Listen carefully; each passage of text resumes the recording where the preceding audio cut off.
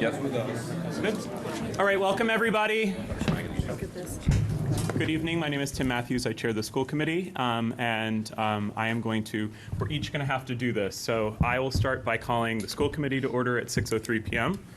And our other chairs want to officially... We'll call the select board meeting to order at 6:03 p.m. And we'll call the finance committee in order at 6:03 p.m.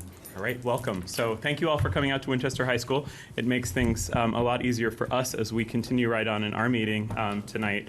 And so would you like to take it away, Derek? Yeah, sure. So thank you. Hello, everyone. I'm Derek Ross. I chair the Fincom committee, which actually this meeting is for normally every year, which we get together and we review the budget, which we're going to do. But I'm going to start a little bit only because I've gotten so many questions via email this week, and we have a lot of people who don't usually join us in the basement of Town Hall during our FinCom meeting. So I kind of want to just start out with some expectation setting and also kind of a feel for what FinCom is, our scope. And actually, I'm going to start with actually what our scope isn't. So we are not an administrative body. So town meeting approves a budget for which our town manager does a great job executing that budget, and so that is not us. We also have no final decision-making authority financially. The appropriations authority in our government is the town meeting. So we put forth a budget for which this meeting is contributing to helping us put together our budget at town meeting, for which then is voted on either positively or amended. We are also limited in controlling independent bodies, meaning we just review budgets. So tonight we are reviewing the school committee's budget. We do not have control over our school's operations, policies, and/or allocations internally. And then lastly, we are not policy authorities.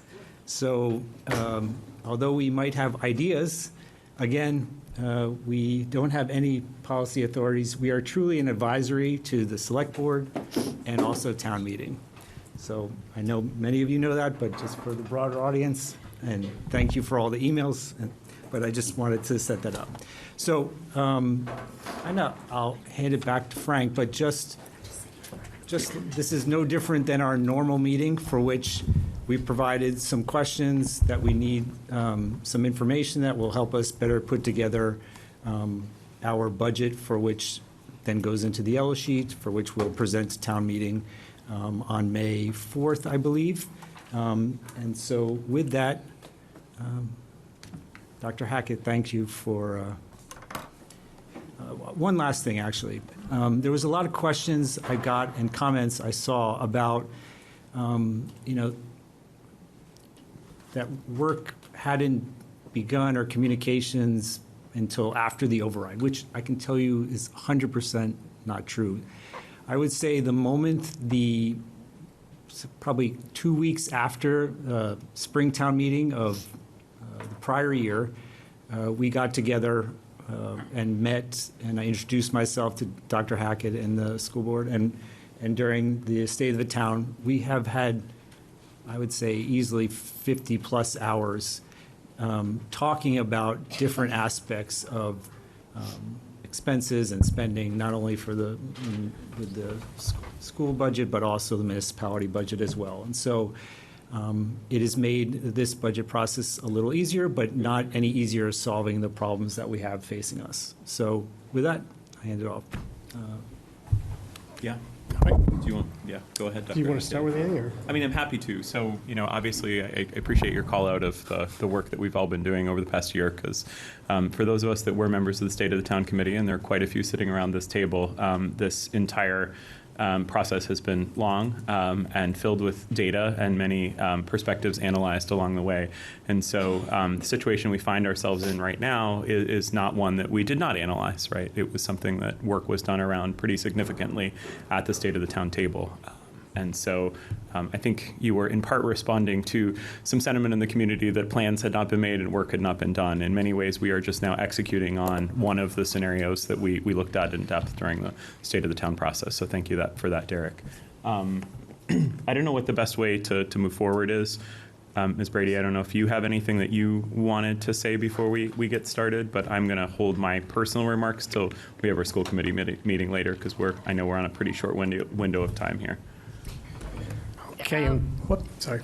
Yeah, I'll just add, we appreciate that we were able to come together as school committee, select board, and finance committee. And speaking with Derek, who came to our meeting on Monday night, we also understand that our role here really is a bit more observing versus commenting or jumping in to allow you to continue the conversation on school's budget.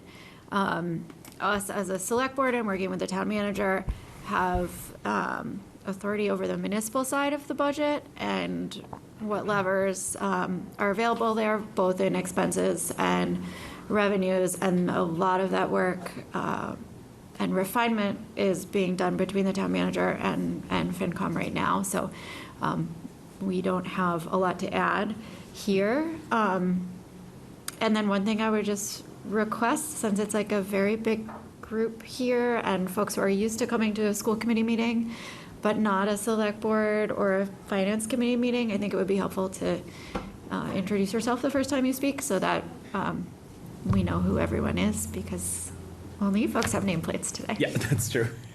All right, should we go at so we all have nameplates. School committee, fully represented, John Belair, Tim Matthews, Stephanie Minyarji, Tom Hopcroft, Karen Mariama Bolognese, and then Andrew Marin and Dr. Frank Hackett, as well as Dr. Jennifer Alanema and Ms. Lori Kirby from the school side. So I did that quickly. Maybe you all can go next. Yeah, we have our town manager, Chris Senior, Michelle Pryor, Mike Betancourt, Anthea Brady. I'm the chair of the select board. And on the owl in the middle of the room, Bill McGonigal, our vice chair, has joined, and our fifth member, Paris Bayani, is on a plane somewhere up there. All right, John. Yeah, I am John Snow, I'm a member of the Finance Committee. Jerry Sheehan, second year on the Finance Committee. Jean Jones, Finance Committee. Jeff Calabrese, fifth year on the Finance Committee. Rich Rohan, third year on the Finance Committee. Min Chong, sixth year on the Finance Committee. Luna Goldblatt, I'm new on the Finance Committee. I'm a 3-year-old going into Lynch this coming year. Rich Caplow, new to the Finance Committee. Catherine Hughes, I think it's year 4 for the Finance Committee. Hafiz Adamji, it's year 5. Okay. All right. That's great. So do you want to, Dr. Hackett, do you have anything you want to say? Maybe I just so everyone is on the same page, we provided questions to the school team and kind of put together an agenda, which was to talk about what Dr. Hackett had shared broadly last week to our committee, and then go through the questions in the order that we sent, if that would work. Okay. Okay? And just to manage your expectations on the questions, some of the questions that were, well, first of all, let me start. Frank Hackett, Superintendent. We were hoping that we would be talking at this point about the budget that included the override being successful. And that was the budget that the school committee actually adopted in January and recommended send it on to town hall. So clearly, we're not there. And what the committee had committed to was to work toward a 5% budget. And the 5% was pulled from the State of the Town process as the year-over-year inflationary increase that was allowed in that model. Now, clearly, the override didn't go, but we felt that that was at least a real number that had been discussed. And we understand that, the Finance Committee is the one who ultimately brings the budget to the town meeting. So this has been a complicated 3 or 4 weeks. Many of you know that, you all probably know, but we have collective bargaining agreements with our union, with WA, who represent 5 different units. Primarily, the largest unit, obviously, is Unit A, which includes the teachers and any licensed professional staff, and so I'll go into the detail of that. But every single one of the contracts that we have with our units, they have a separate contract, all have provisions on how we are supposed to handle any kind of RIF situation. In general, it is, and this is a horrible way to say it, I don't mean it this way, but I can't think of another way to say it, it's generally last in, first out. So if the last people who were hired, right down to the hire date, are generally the first ones. If we need to make reductions in certain areas, that's how that works. At the elementary level, the license for general classroom teacher is the license for a general classroom teacher. There is an early childhood license that also plays in for the lower grades. So where this got different this year for us is that we have a population of students currently in fifth grade who the number of fifth graders going to sixth grade is smaller. And we have been reducing sections, as you know, over the last 4 years as we've been adjusting to the enrollment, flattening and declining in some cases.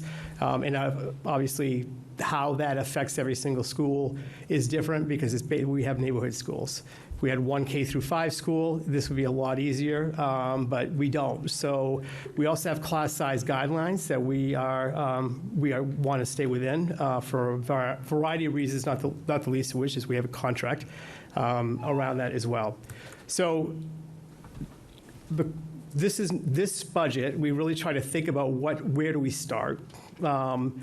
Our starting point is with 5%. So we're not going to really get into the changes from the budget that was adopted that included the override funding.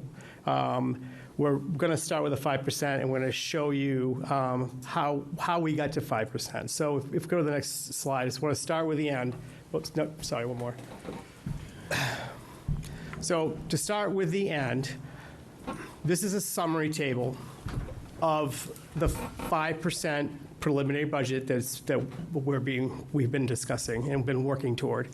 We are still not in a situation where we can, for privacy reasons, identify every single FTE by category, by school, because we are still going through the process of reductions and notifications.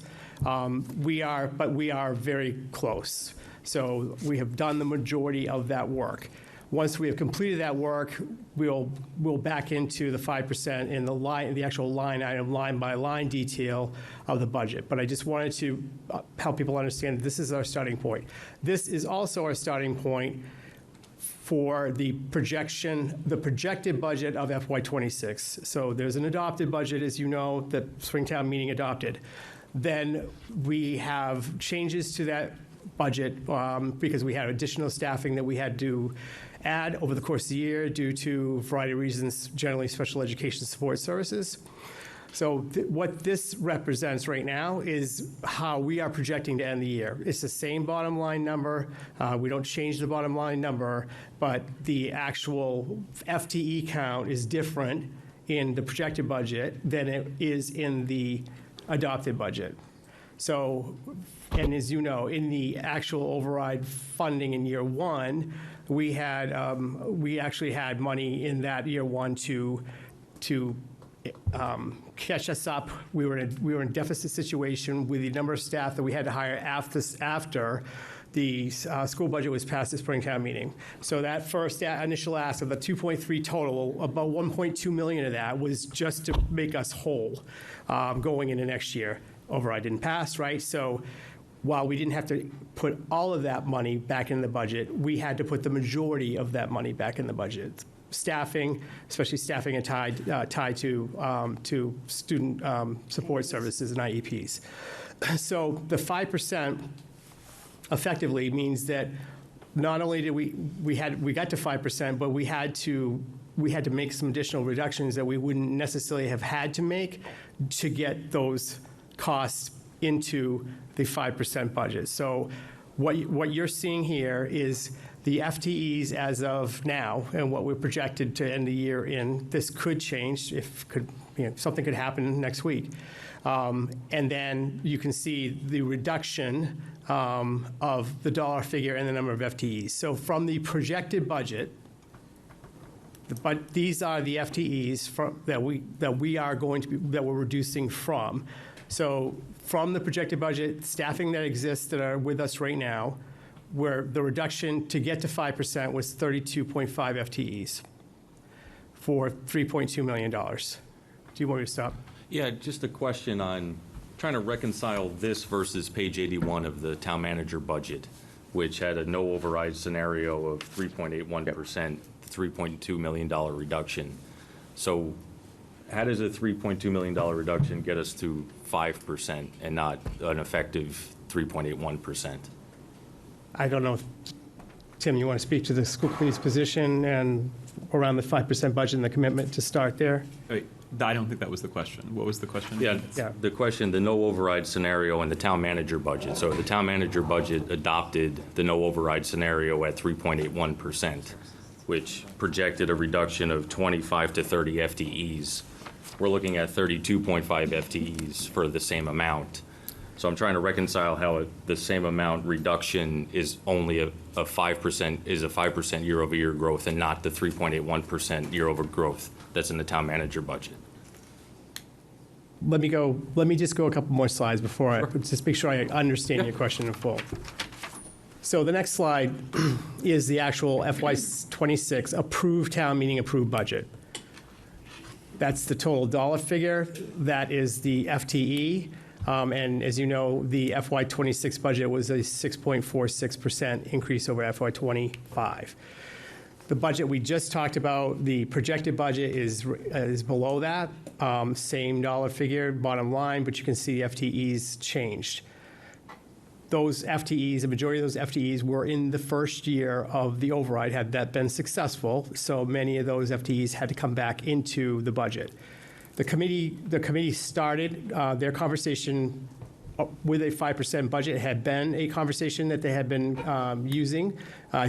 This is the budget that the committee is working on right now. They have not adopted it yet.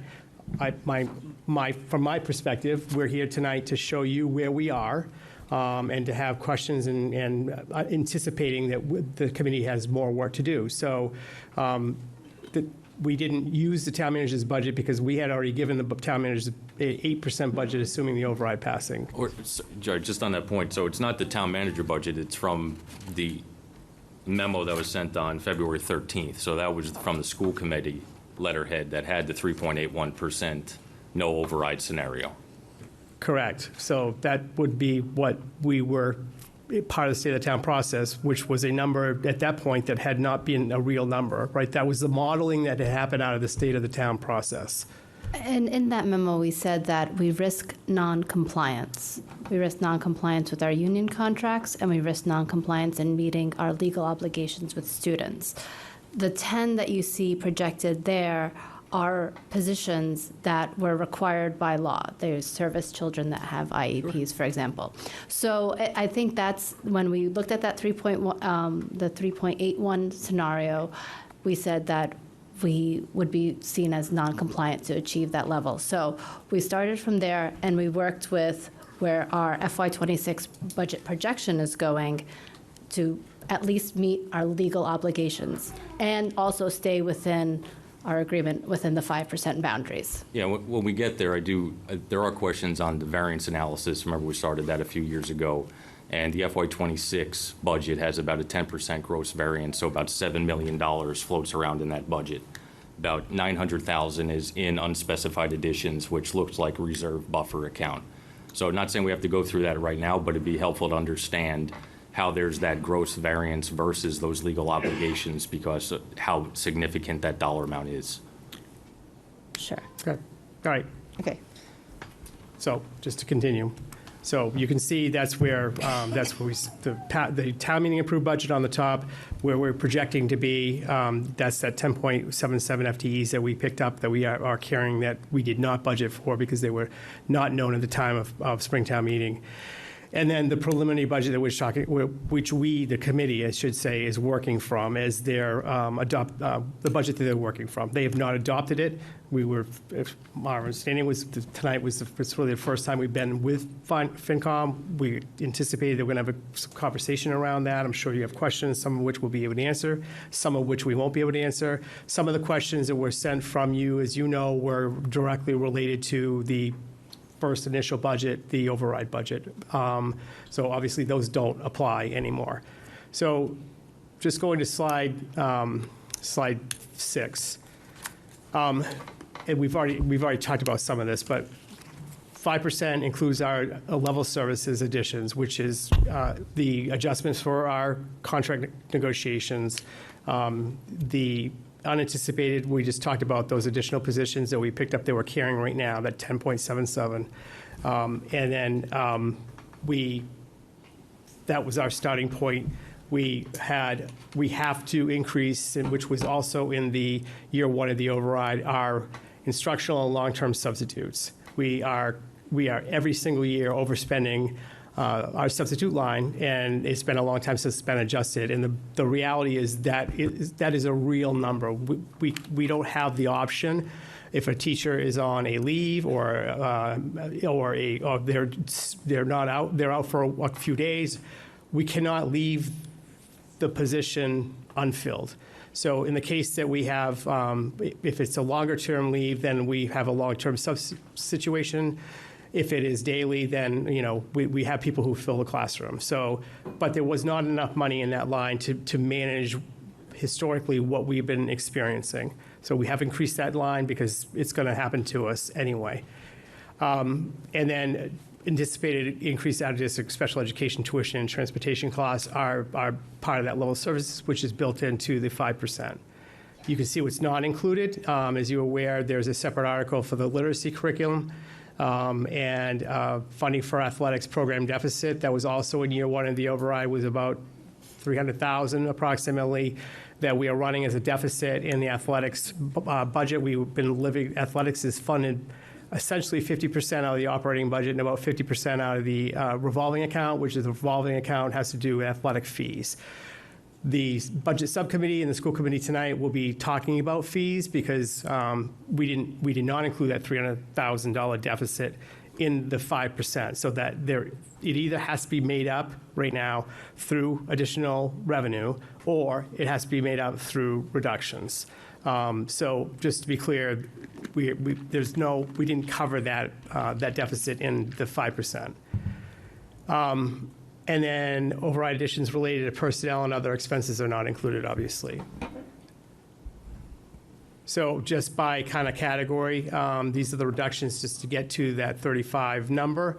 We started with central office and district-wide positions, positions that were further away from classroom instruction.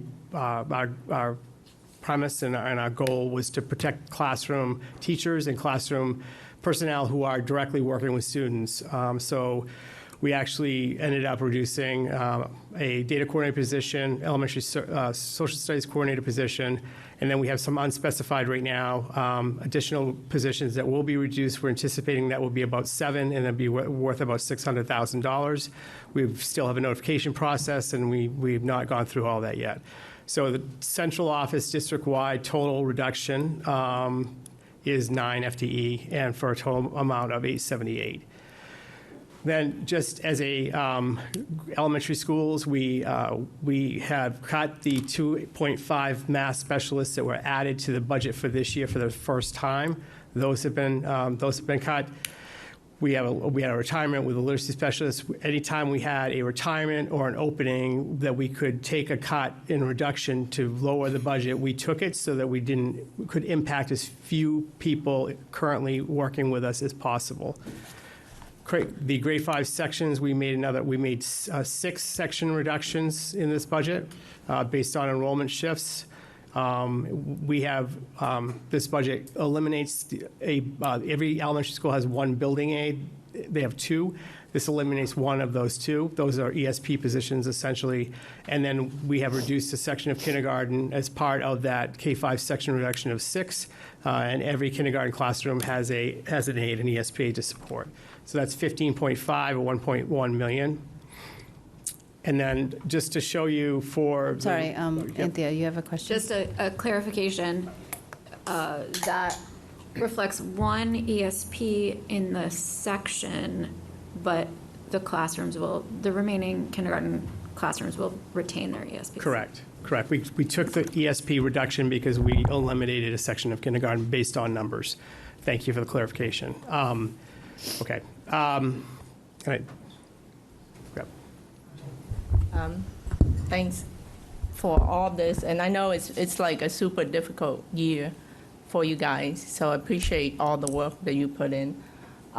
If you can go back to the general, I'm like, maybe I'm missing some numbers on the summary sheet that you had. Not this one, yes. So if I took if I start with the $70 million, that's already a set number, 70.4. Right. And I took the $3.2 million reductions that you had to take to get to the 5%, and then I add back the $3.5 million. It means that if you 70.4 minus 3.2, 67, you would have added $6.7 million to get to the 73.9. So I'm trying to understand what that is, because to get to a 3.5 positive, to go from a 3.2 million dollar reduction, I start at 67. If I'm doing my math correctly. So now we have a $6.7 million differential. I'm not going to challenge your math on the fly, so. No, I'm just doing it off my head, so just make sure I'm not wrong in the way I'm looking at these numbers. So the budget that we don't have on here that we start with in a normal budget year is called our rollover budget. We take all of our staffing that we currently have, right, and then we roll them over to next year's cost. Contracts, anything, it's mainly the personnel budget we start with. That's really never a real budget, but those positions are with us. And so then we go back through to get to what we call level services budget. There's been a lot of confusion, understandably, because the level services budget of 5 is what was labeled the 5% from the state of the town. That isn't our normal level services budget. Our normal level services budget this year was at 6.8%. So we had to cut about $1 million to get from our rollover budget, right, to our level services budget, and then from our level services budget to the 5%. Yeah. So somewhere along the way, if you can, if you can share that kind of differential, because the numbers don't add up for me, right? Because if you take 3.2 out, and then you would have to add 6.7 back to get to that $3.25 million positive. Yeah, we had it in the deck from last week, the 8%. Yeah, it's been, we publicly discussed that last week and walked through all that already. So we can try and send you that deck, that's fine. But we did actually walk through from the very 8%. beginning, from that rollover to the level services, down from the level services to the 5%. Tim, if you share that with me, I'll share it with the group. Okay, that's great. Yes. Yeah. That'd be great if you can give that detail. Thank you. Yeah, okay. Okay. If you got it. you wanted to send it to We'll go back to it. We can queue up, but we're going to get through this I'll give it to you. first. I'll send Thank it. you. It's- Thank Okay, you. thank you. email I sent you. I think Rich had a question. You have a question? Let's go through the slides. Okay. We'll come back to it. No, Rich, do you have questions on this slide? No, it's the slide that we were looking at before. Okay. Of the 15.5, how many of those are retirements? We'll show you the number of retirements we were able to take advantage of. We have, right here, we had one literacy specialist retirement position that we did not fill. So, one, at the elementary level, that we didn't fill. Any other retirement that we had, were positions that we had to actually replace. You're going to speak to what that total was later? Yeah, we'll show you the differential in terms of what we're planning for the replacement of those. We plan replacements if we have to fill the position from a retirement or whatever the leave might be. We budget at master's step 5. And then we end up going through the hiring process, and we try to stay at that level. There are times when we have a position that's a specialty position that we might need to spend more money if there are special licensing requirements. But what we put in this budget, just to show you, is just a total reduction, which represents the differential between the person's salary going out in retirement and then the replacement cost for those positions that we needed to replace. Okay, Okay. thank you. All right, so this is a busy slide. We'll send it to you, but what we are just really wanted to show is if you go all the way over, well, if you go to the FY27 column, and you can see from current year, FY26, this reflects the classroom position reductions. And we've not done this before, wanted to show you by school what our class sizes are with the reductions that we planned in this budget and what this is carrying. It's not that we haven't done this before, we just haven't necessarily presented it before. We do it every year. Correct. And I think this is what So I you have just wanted asked. to be This is clear what you have about asked for many years straight, and this is really kind of the first time we've actually provided it to you. So if we go to the next slide, you can see where those reductions hit. Frank, can you remind us of what the band is, the recommended band for it's sort of unit size? Our voted policy is for K to 2, 18 to 20 students max. 18 to 20. Correct. And for 3 to 5, 20 to 22. And we're in all of those ranges is my. So even with the reductions, which these are reductions we likely would have taken anyway because they are enrollment based. We might not have taken this many, but this is enrollment based. So we were able to stay within our class size parameters. Can I make one other comment? So the other thing I think is important to note is that it's finally getting to a point. So when you have 5 neighborhood schools, I think your former chair at one point presented, sort of the underutilization for certain schools. The problem is, of course, when you have 5 different schools and folks are already zoned into those schools, it's impossible. Children are not widgets, right? You can't sort of just assign them to the optimal school for them in terms of evening out our numbers, right? So what's actually happening is, the current year is the year that the COVID kindergartners are moving. The FY27 year is the year that the COVID kindergartners, who were the first lower sized class, are moving from grade 5 into grade 6. And at the same time, the kindergarten, because of a whole variety of factors which BU has extensively researched on, the incoming kindergartners for next year and those that will be moving up into grade 1 are also at a low point in terms of class numbers. And so we're finally getting, I don't want to speak for Dr. Hackett, but I've seen this for a while now, and we're finally getting to a point where it is possible for us to take certain kinds of reductions that were not possible in the past, right? So if you have 15 students per class at a particular grade in a particular school, if you removed a teacher, it would go well over the guide policy for how many students should be in that class, right? When you get down to 13, you can actually take a reduction and then the class size goes back up to 20. So the challenge is when you're dealing with 6 grades across 5 schools, to have everything land in an optimal place is almost impossible. And so because of the sort of now reducing numbers, it's becoming easier as those grades flow through the schools to take some of those natural reductions that still keep us within the guide policy, if that makes sense. Thank you. Yeah, thanks. And just to make the further point, thank you, Dr. Matthews. So make the further point, if you look at the total number of projected kindergarten students right now, FY27 is 272.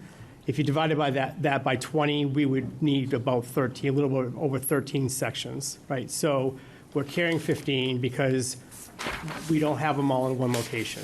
And that has been, we have talked about that a lot, but I think when we see documents that are put out about our capacity in terms of our staffing and where we should be for hiring, that, in my view, makes the assumption that it takes the entire range of kids that we're projecting and it divides by whatever it divides by. We just wanted to show you. So in this scenario, if we had all these kindergarten students in one location, we could have taken 2 more reductions and stayed at 20. So, and I just to explain this a little bit, obviously we have grades moving up, so these are roll forward numbers. The reductions that we have taken, I'm going to use Ambrose as an example. So at grade 1, at grade 2, that's 2 reductions. Grade 4 is a reduction. However, we have to add a position to grade 3 and add a position to grade 5. So there's a net 1 reduction in sections coming out of Ambrose because of the numbers. But overall, on the bottom, you can see that the K-5 sections in red we are carrying 94 sections. That's a reduction of the 6 that I talked about on a previous slide. This makes sense? Okay, Yeah. all right. Thank you. Thanks for the transparency. Sure. So additionally, at the secondary level, we had a retirement of in a digital learning position. We have not filled, that was a .8 position. We're not filling that. A Dean of Student Life position at the high school, which we are eliminating as part of this budget. We reduced. Sorry, I just want to say, not eliminating the person who formerly held that role, who is beloved. That person is now an assistant principal at the high school with the staffing transitions we've had. So for those who know that person is remaining with the district, just in a different role at the high school. So that I want to be extra clear about that. Okay, all right. That was a question that came up It came often. up last time, so I just want yes. to reiterate it every time. And I just want, Now yes, that person is beloved, but every person that we have here are beloved, and if we have to make a reduction, which we've done, had to do, the people that we are letting go is very unfortunate because we've got good people. Actually, to your point there, how many of these 32.5 positions are spaces where they're open like that, right? No one is in that position right now. Not. Currently, this one only. Well, two. Two? This Okay, this of the one and an 32? instructional coach at the middle level, which you see down on that call, which you Okay. see down the line a little bit further. Two out of the whole 32 and a half? 2 out of the whole 32 and a half. Yeah, right. Thank you. Sure. Small reduction in English section, and then a retirement of high school librarian assistant. We took that as a reduction. We're not going to fill that. McCall instructional coach, and we have reduced a grade 6 team. Grade 6 has 4 teams currently. This is a reduction of a full team, which is 4 classroom teachers that's on that team currently. So that's 8 at the secondary level. Questions? How does that affect class sizes in the 6th grade teams? It's a little bit different when they go to the secondary level because every teacher has a specialty, a license to teach that, and so the sections and how they move through teachers. So it's not like the elementary level when you've got 25 or 20 students and you have one teacher for those 20 students. So they move throughout the schedule. With the reduction of grade 1 team, we're not anticipating class sizes that would be much over 22, 23 across the board. I want to build off Milin's question. So thank you for sharing the reductions, the known reductions across the various schools. And having looked at your slides from Tuesday, obviously you've been doing more work, and that's appreciated on balancing this out. What would be helpful, I think, for us would be to know on the FTE reductions, how many of those positions that are being reduced are actually filled? So there may be a retirement, but there may also be positions which are unfilled and are not going to be unfilled. And then also to know how many are filled. So basically, if you've got an FTE of, say, admin coordinators in the central office, and you're going to reduce 7 of those, how many of those positions are filled and how many of those are vacant? And to go through each line item, and if we could see that, that would be helpful. It's a pretty easy answer because we don't have many that aren't filled. So the only positions that aren't filled are the secondary level Dean of Student position and the McCall instructional coach. Those are 2 positions that are not filled. I believe that's it. I don't believe we have any other unfilled positions that's it, out of the 30 some odd reductions. All right. And I guess the next, taking that one step further, looking at the FTE reductions, if we could yet again, just using the admin coordinators in the central office, if we could get a sense of, again, line by line, how many of these reductions are enrollment related versus how many of the reductions are override related? Sure. So all of the grades, the K through 5, we would consider to be enrollment-based reductions that we would have taken some portion of anyway from year to year. The grade 6 team is also an enrollment-based reduction. Those are two. So it's the 4 plus the 6. That's 10 of those positions we would call enrollment-based.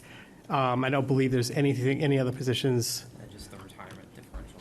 Yeah, but there aren't any other positions that are enrollment-based. So he was talking, sorry, you were saying specifically for central office, No, that I'm first chunk? looking Okay. at central office, elementary schools, McCall, the high school. Yeah. I'm wondering if I could, I was working on a spreadsheet trying to sort this out myself, if I might give that to Andrew, and Andrew could just drop in the numbers based on what we've just heard. I can't remember everything that you've said. We've done that in prior years, too. Good. Thank you. Provided with a spreadsheet, and we fill Thank it. Okay? And again, I just want to emphasize that not all of the positions that you're seeing that are being reduced have had people who have been notified. So this is the level of detail we can provide at this point. And then when we get there, we will provide, and that will show up in the detailed budget. So that's preventing us from really providing a detailed budget that includes the FTE count by school at this point. But you can see, obviously, where the reductions are happening at the elementary level, by school. That's, I don't know if anyone have any questions. That's where we are. Just one question, if I may. No, please. Just from a Please. Luna's had her hand up for a long time, so is that okay? Oh, I'm sorry. No, it's okay. She's just not at the table, so. Come and join us. You can come sit here next Hi, to me. my name is Luna. I have a little baby girl who's going to, so I do care about like the number of teachers, the quality of education, all of that. I have one major question, which is from you hired 2 admin level directors school district-wide back end of 2024, and based on the last in first out rule, are those 2 positions going to be eliminated because each position comes around twice a classroom teacher? So I think that would save us give us more manpower if those 2 admin positions be eliminated and instead you keep some of the teachers, if you need to. Sure. Thank you. I think I understand your question. And going back to, not all of our positions are union positions. So our elementary coordinators are not union positions. We have in this budget is carrying an elimination of a social studies coordinator and the elimination of a data coordinator who works K-12. Then what we have left is a literacy coordinator at the elementary level, a science coordinator, and a math coordinator. That's what we're carrying in the budget. If we were in a position where we couldn't hit our 5%, and stay within our class size guidelines, then we might have made different decisions, not just in those categories, but across the board. But because we've been able to, because of enrollment shifts, make the reductions that we need to make and stay within our class size guidelines, along with the other reductions we're talking about to get to the 5%, that's where we've stopped. Those decisions about which positions are from us, they will be included in the budget. We don't really go through position by position because we don't want to get into a person versus a person, right? We are recommending what we're recommending because regardless, there is a certain level of administrative time that is needed. So we need to be able to have a curriculum and we're working on math curriculum next. We're implementing, if we have town meeting approval, a literacy curriculum. So those are critical, important coordinated positions for us. So as an example of why we're carrying them. But And to respond to the spirit of the question, when Dr. Hackett was going through the budget, the central office and district-wide positions were the first place that we looked because we wanted to protect the instructional core. So that's why you see 27% of the $3.2 million is coming from the central office and district-wide positions because we already run a very lean central office, but that was the first place that we looked so that we could preserve the classroom. And just to be clear, I think just to put a very fine point on what Dr. Hackett said, I think the two most recent hires are our Director of Special Education and our Elementary Literacy Coordinator. And I personally, I think probably I would be joined by all 5 members of the committee in saying those are 2 positions that we can least afford to lose, right? So even those people, I mean, one of them is statutorily required and we cannot eliminate it from a legal perspective, but those are 2 areas in which just because they're recently hired does not necessarily mean that they're not sort of 2 of what I would characterize as the most essential, employees in central office. So special education director is just legally and statutorily required, so. You weight those 2 positions against the math specialist positions. I mean, I don't think it's helpful to go into a debate about what's necessary, but, statutorily, we are legally required to have a director of special education. Yeah, and just to also say, the school committee is not done yet with their budget deliberations, and I'm quite aware that I think there's some questions around the math specialist positions, and other positions. So, but where we are right now, and this is at 5%, if we were going to bring back any of the reductions we've taken that we showed you now, we would have to make additional reductions to get there. So, and that is within, the committee's purview. If we are going to be talking about a budget that's less than 5%, which I think is kind of where Jeff was going with his question, I don't want to speak for you, but I don't think probably the 5% is going to be your starting point. Then that's part of this discussion, and then the committee would have to decide, what to do with that number. It wouldn't be the first year that we didn't agree on numbers going into town meeting. The hope is. See, that's the thing that I'd like to reconcile, because with a $3.2 million deduction here, or reduction, it says required for 5%. But again, the no override scenario from the school committee was cumulative reduction from school committee adopted budget. The override That's the rollover. was a $3.1 million. So, Jeff, so I could just, 25 to 30 so I think FTE. override pass or fails, we were going to commit to, there's $1 million in just enrollment-based reductions in retirements already off the top.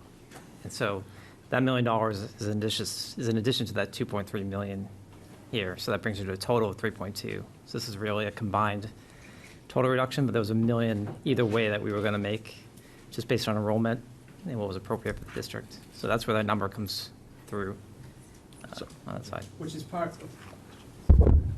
part of the, that was the rollover budget, right? Yeah. that's the 8% rollover budget that we were To make at. it even more confusing, it was around 8%, and so was the override budget around 8%. So we decided not to confuse it more, but that was from rollover to our 6.8 level services. That was about $1 million. I think Hafiz had a question. First of all, just thank you. This is really helpful. Whoops. Okay, there you are. So much for my engineering degree.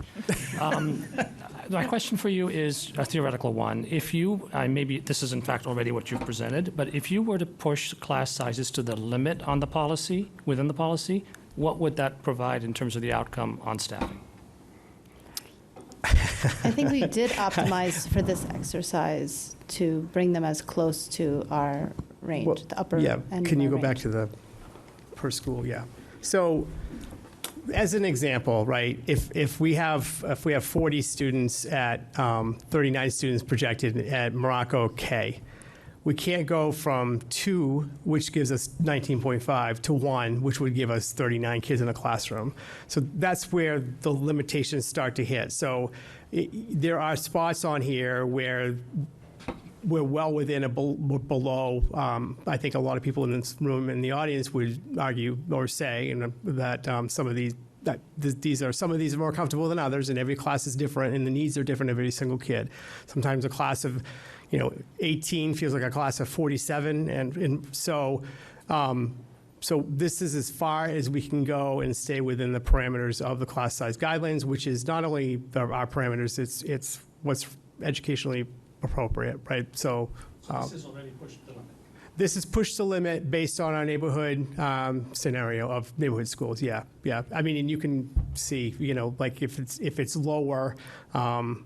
We are always a little concerned about incoming kindergarten, because I will say to you that every year we get the census data of eligible 5-year-olds, and every year it's it doesn't match. It's off. And I don't know if if you fill out the census, you get a transfer station permit or something. There seems to be some kind of incentive. No, it's true. So yeah.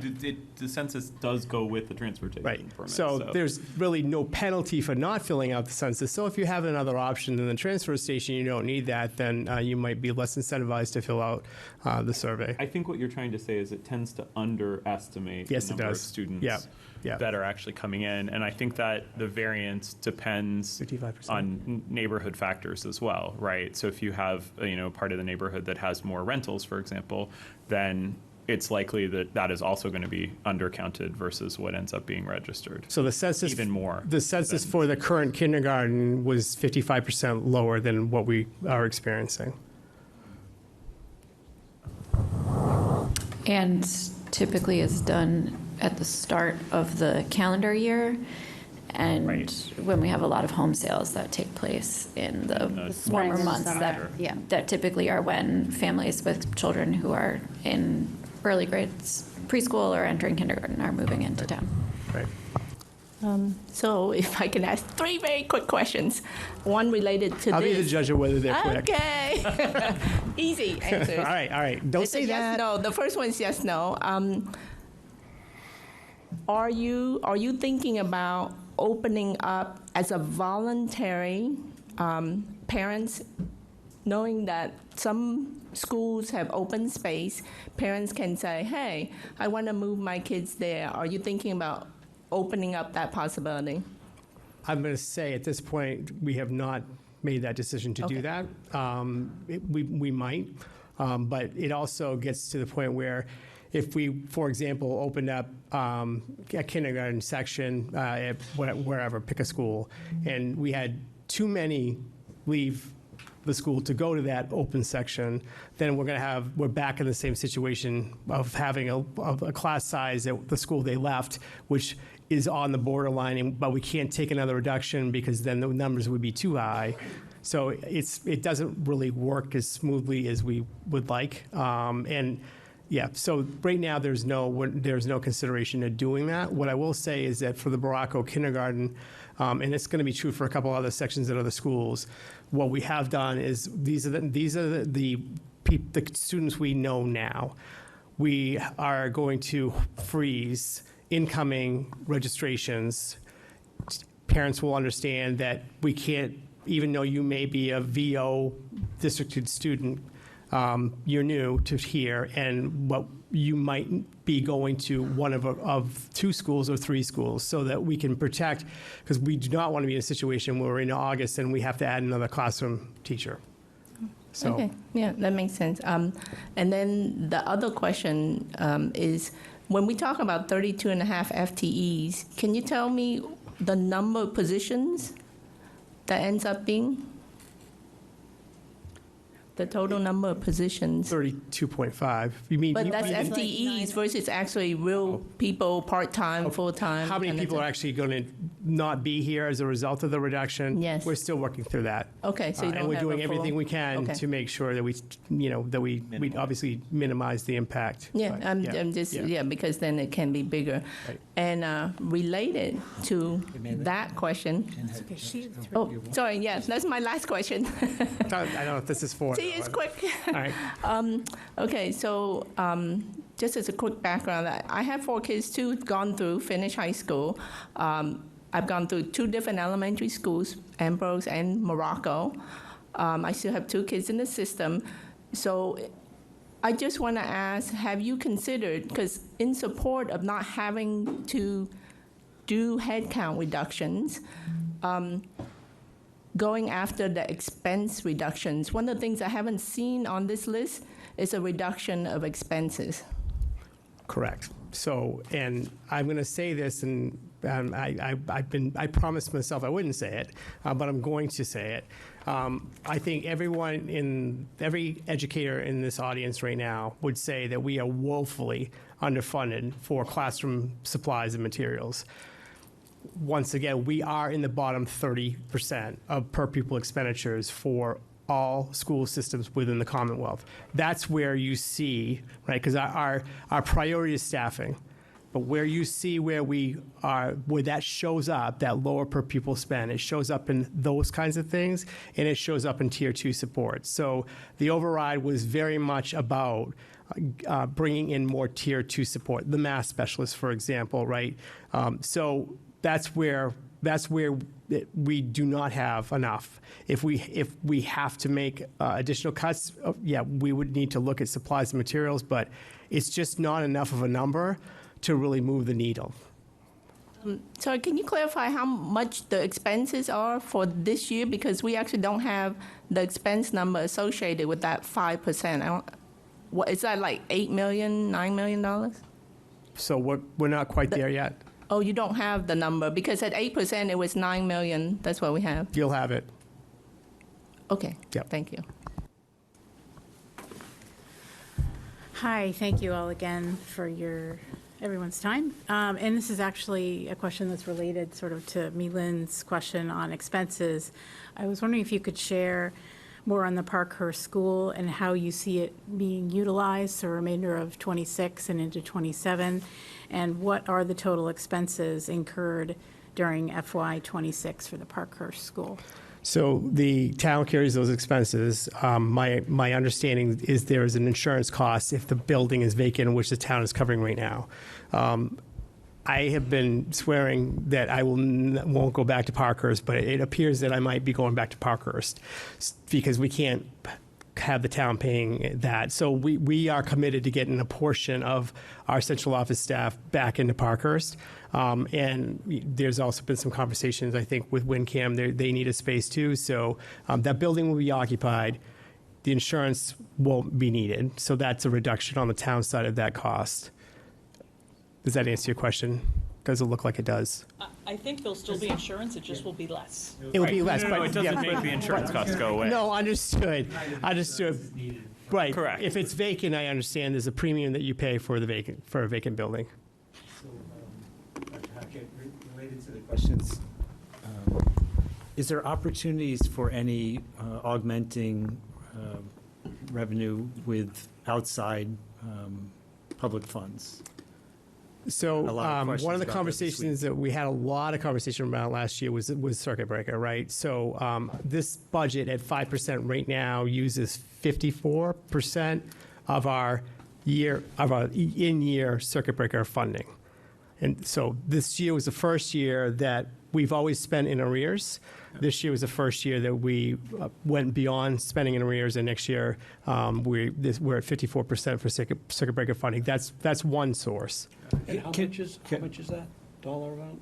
The amount of money, 1.5. we'll have to look it up. Hey, Frank, just You for can everyone, stop can you sharing. clarify what that is? There's often misconception of what circuit breaker is and is not. Right. So this is why that whole conversation is also uncomfortable, and why I didn't want to have it at all last year. So circuit breaker funding is a reimbursement, a year behind reimbursement for out-of-district placement costs. The formula is, and this is also gets confusing because the state will say we're funding circuit breaker at 75%. Well, that is a true statement, but we pay the first $55,000 of any outplacement. So it's not 75% of the entire cost of the placement. It's 55% of whatever's left over. 75% was whatever's left over after the initial. There's also, we do receive now some reimbursement for transportation costs. And, you know, in a range of out-of-district placement costs can be anywhere from 90 to upwards of 400,000, depending on the need. And these are students who we are not able to provide service for, and we can't meet their needs in district. Does that answer your question? Yeah, my actually augment was, I wasn't asking actually about circuit breaker. Other forms where, you know, town members, people want to contribute to the school budget. Oh, like selling naming field, like Many naming rights to very fields different and things. whatnot. Yeah, I was just curious if Well, a good example would be if we got to go back in and cut materials and supplies, right? I mean, that would be something that we might make an appeal for, and it's already happening, I believe. I think every single parent association is already augmenting our supply account now. So that is an example of something that we would not want to augment outside any personnel. So it would be non-personnel related, non-legally required contract things. Any other? And athletics could be as well, because sorry.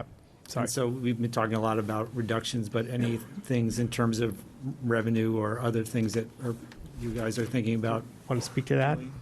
Regarding athletic, so we have a series of user fees, athletic fees, transportation fees, nutrition services fees, music fees.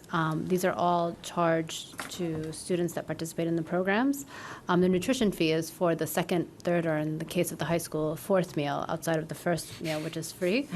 So we have been working. State funded, just to be clear. Yes, yes. And we've been discussing those fees at Budget Sub. Actually, our meeting yesterday, we spent a considerable amount of time looking at those three fees, and we're bringing recommendations to the committee today. We did some peer town analysis to see where our peers lie, and also to index them to the underlying costs that, for those costs that are outside of our control. Thanks. Just want to go back to FY26 spending. Just a couple questions. I know there were $860,000 in unspecified additions. Just what are those? 860,000. And only 28% were actually spent. Yeah, so I think if you, we've gone through this throughout the years, we used to carry a majority of that cost in central office, and then we made sort of a purposeful effort to budget that at the school level, knowing that the majority of that is for column moves for teachers. And then we also carry some of our funds around our summer extended school year programming. So in that if mix. 72% has not been spent, should we anticipate a reversion for that amount? I'm not sure where that number is from. I haven't seen That's that. from the year-to-date actuals by the comptroller report through March. And so we don't spend out of that line, right? So if we budget in the schools in an allocated account, and then when someone gets a column move, it's spent in their salary line. And so then there's an offset there. That's how that works. And is that something you can share? Because I know we've gone back and forth with, there's no sort of inter-account transparency in the comptroller report, the moves from one account, these reserves accounts to another. Do you have that transaction detail you can share? Yeah, maybe we can connect and see what you're looking for there. Yeah, but yeah, within the org itself, say the high school, it's sort of, there's an equilibrium there in those accounts. So I'm not moving sort of the pennies from that account to this. It's balancing as it's in. One other question, there was $331,000 that were spent on $0 budgeted line items, one of which was $147,000 for a McCall lunch supervision, which stuck out. So I'm wondering what that's about and how that was not budgeted for. Yeah, I think it depends when you ran that. So sometimes when the town does payroll and we roll over things, there are incorrect encumbrances, right? And so that should be resolved now if you ran a report today. So when you say resolve, so the spending was $147,000 on a $0 budget line item. Yes, we don't pay those out of the operating fund, so that was a mistake. And we work with the comptroller to resolve those because that impacts our projection. We're like, what's this additional 140 that came in? Okay. So, yeah. And one last question. I know per pupil spending, it's always a hot topic. I know that our allocation model hasn't been updated in over a decade. I know you and Stacy were working on that allocation model for DESE. Are you still committed to updating that this year? Yes, still committed and have been updating that and sort of looking to reconnect, I think, post-town meeting in preparation for next year's annual report filing to have a revised indirect sort of modeling and costs associated with that. Sure. Thank you. Yep. If I may, just on the per pupil cost, and we don't want to belabor this, but sometimes when I hear the 30%, we're the lower 30%, and then you look at all the towns, we're comparing apples to oranges when you're looking at the full state of the full array of towns in the state. So you have small, communities out on the Cape with low enrollment numbers. They still have overhead, and their per per pupil cost, is extremely high. You've got those towns, you've got towns, that are getting quite a bit of state and federal dollars, and that pushes them up. So I don't want to belabor it, but I do want to point out that, we are looking at apples and oranges when we talk about the full range of. It's as close as we can come because it is state reported as part of the end of the year report. And you're absolutely right. I mean, we're not suggesting that we should be in a particular place, but at some point it has an impact. And every school system runs differently. Some school systems have they hire their own custodians, they own their own transportation. Those costs factor in. So we understand that and wouldn't disagree with that. And that's why I had to stop talking about it. All right. Good. So, Thanks. And what I will say plus is... Jeff couldn't take it anymore. Well, no, but during State of the Town, we analyzed this. As State of the Town Committee, we actually agreed to a list of peer communities. And in that list of peer communities, we're the second lowest out of that list of peer communities. So, I mean, the state does, I think, I just want to say, the state does, I think, the best job it can, given the fact that every municipal budgeting setup is different. The state does the best job it can to try and actually capture each of those. So it knows what the buckets are, and it knows that even in certain communities where, like Winchester, where, for example, all of our custodial costs are carried on the town side, they still get the number for that and plug it in. So the buckets are all there. Whether it's perfectly allocated isn't another question that Mr. Maron's working on, but I think it's important to look at if the override budget had succeeded, we would have moved slightly up in our list of peer communities to roughly where Belmont and Arlington are, which is two similar communities where there's a lower level of residential taxation, right? So we would have moved from being out of that selection set that the State of the Town Committee agreed to look at. We would have moved from second to last up into third or fourth. But I think to your point, our goal isn't to land in a certain place, but it is a factor when we're asked certain questions about is there room to cut materials and supplies, right? When we went out for the override, we were trying to, a lot of that had to do with positions that support classroom student instruction around mathematics, or for example. So it makes a difference at some point, but we're not suggesting that we're trying to become number one. Just one last comment Maybe there. number two. I know we've gone back and forth on this. I just want to put it out there that over the past 10 years, the school budget has increased by 40%, from 50 million to 70 million, and in the same time, enrollment is down 270 students.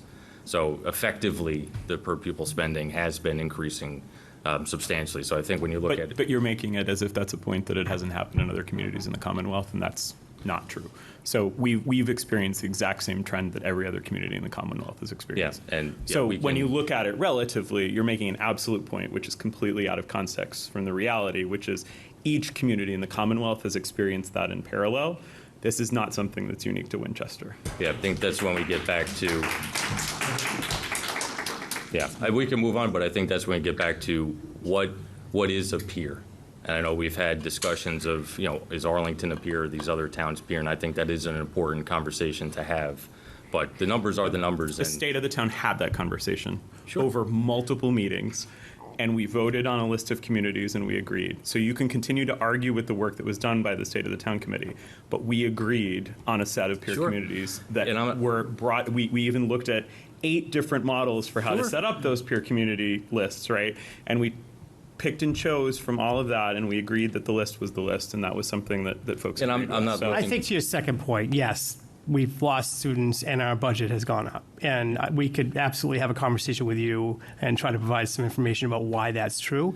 Nothing is cheaper anymore. Sure. Right? I'm not looking to escalate this conversation. No, I know. But I try to. That was the question you asked, which is separate and apart, right? From where do we rank with other? You're just we lose kids. Our costs haven't gone down, so I think we can. Yeah, that's fair. Let's continue as. So one of the difficulties we're having right now, I think Fincom collectively, is a lack of data. In years past, we've received from school department a detailed breakdown. We had it, I believe, last year, actually going into the town meeting, a breakdown of the line item expenses, and I think it was actually organized by school, if I remember correctly. central office versus each of the individual schools. Can we anticipate having that at some point? We in the can near provide that future? to you now without the FTEs included in that data. That'd be great. We've been holding on to the FTE because and what we provide at the end is FTEs by category, right? So we've been working through that, and we're just not prepared to show where those FTEs are going to be affected. That's so if you fine. want, Just if to be you able want, to see just the detailed we breakdown can- of where the money is sure, projected we to be can spent, absolutely, yeah, we budgeted, can absolutely that'd be provide that. helpful. Yeah. Thank you.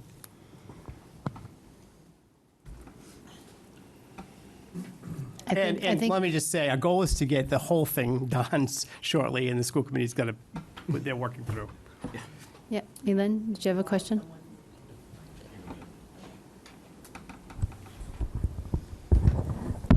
Hi, I just want to acknowledge again that what you have are tough choices, and it's the same. It's actually much harder, but I mean, from my perspective as a finance committee member, we have to look at the town as a whole, and to also have a long-term fiscal look at sustaining the needs and of both the town and the school side. To that point, I was wondering whether you might this year, because of the override failure and stuff like that, consider contributing some of that circuit breaker money. I know that you won't have an answer now, but I'm just wondering if you would keep No, I have that an in answer mind. now. Oh, you do? Yeah, Okay, no. the answer is It's the no? answer Okay. now. Okay. Because, I mean, it's tough, right? Because you're going to have to take from one side or the other. Those funds are designated for a very specific purpose, which is to partially offset out-of-district placement reimbursement.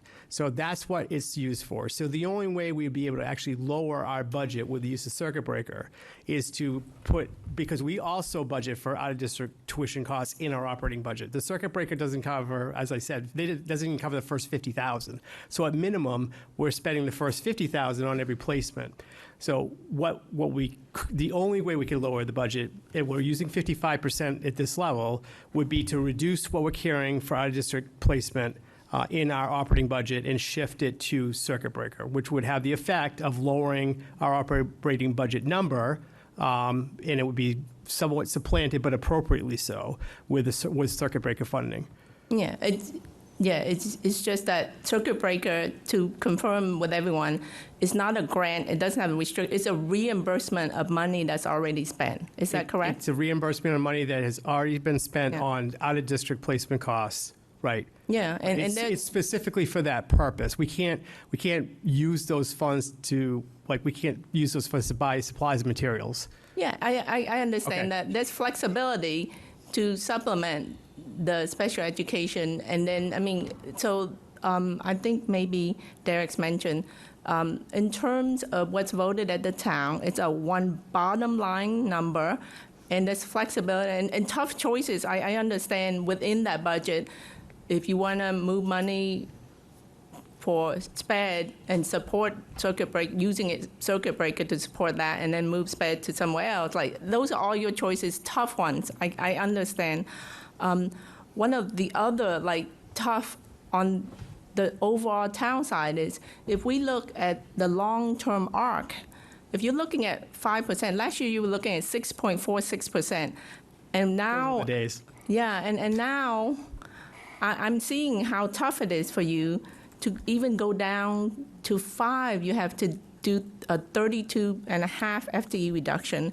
What is your plan in terms of slowing growth if my understanding is you committed to 4% next year? So can I just share, this going to next year is a hump we got to get over, right? We showed you how many positions we have that aren't in the current year budget that we're paying for now that have to continue. So the rollover cost of going from this year to next year is higher than it would normally be. In a normal year, we would roll over without any other adjustments around 4.5%. Our rollover this year was over 8%. So This is an unusual year going to FY28. It's stabilized. We will be stabilized wherever we will land, whether it's at 5% or it's at 3.5% with additional reductions that we would have to take. I think the town and the state of the town process, what was so helpful about it for everyone who was part of it, including us, was a better understanding of the impacts that the town is faced with, of costs that we actually generate, health insurance, right, benefits. So, and I know that our new town manager is working hard to examine what the possibilities are to free up some room. We are not here to bankrupt the town. Next year is an unusual year for us. This is quite a commitment, and just beyond this, then we just start to get into costs and expenditures that we will end up paying anyway through compensatory services for special education students, through out-of-district placements because we aren't providing the level of service that parents are expecting. So we are at 5%. We are well within our class size guidelines, and we are meeting our statutory obligations. So, but understanding that, the money's got to come from somewhere, and we would anticipate that you might tell us what you think that should be. Yeah, and I think it has always been a collaborative process. I just want to remind people, though, when you talk about Arlington, you're talking about an average $9,200 in terms of the average tax. In Winchester, the average tax on the property tax is $18,200. Okay, so I'm kind of regretting that I brought up the whole thing. I'm like, if you want to bring up Arlington, so let's just keep in mind, keep perspective, and also keep in mind, we're spending about $20,000 per student. Okay, that's more FY25 number than the 24 that I've seen recently, and the average property tax is $18,000. We're spending already more than the average property tax per pupil. I know, obviously, I have students. We all want to support teachers and students, but it's a difficult space when you look at the entire town. Sure, but our per pupil cost, like every other district, is all in, right? So while that is the average cost, that's not the average instructional cost for that student. That includes the indirect costs that the town picks up for health care and benefits. It includes our transportation contracts. It includes all of our out-of-district special education placements, and it includes all revenue coming in. So if we get a grant from WIFI, for example, that goes in our end-of-the-year report, and then that is factored against our per pupil, right? So, and that's where, to the point that was made over here earlier, that's where you really don't know what you're looking at. So it's apples to apples at the point that everyone's reporting, but it's not apples to apples when you don't know some really key factors like donations, title money. Yeah, and I understand it also doesn't include about $9 million in debt exclusion, which I think is great, right? We have the beautiful high school, beautiful Lynch. We still are paying for VO, but that per pupil spending does not include paying for these buildings. Just want to clarify. Yep, we understand that. Does the per pupil spending in our peer towns like Arlington that just built a beautiful new high school as well, is that included in their per pupil? No, it's one of those dollars that just doesn't get included. But it's consistent across all of our peers? Yes. Okay. The other piece is, it's true that it's in, so to your point and to our point, I think it's both true that it's not apples to apples. Some things it is and some things it isn't. And the bottom line is if we can basically update it, it's been more than 15 years since we've updated that per pupil spending. And the agreement with the town? Yes. For the indirect costs and the share. So how much of the custodial costs is our share? I think that's easy in terms of some people there, but you're talking about DPW, who then supports. Sure. And that work is happening, and we've been trying to get that. It's not quite that simple just to do it, right? I mean, we want to do it right. Absolutely. I'm going to predict that it's not much different than what the allocations are in the current agreement. It might be, but yes, we're committed to that. I mean, in the end, it doesn't matter for our per pupil cost, right? It just shifts the cost from the town to the town, from the district to the town, right? Because you are picking up health insurance, period, right? You're picking up DPW, right? Period. I would think that DPW is probably tracking somehow when they're, clearing snow from schools.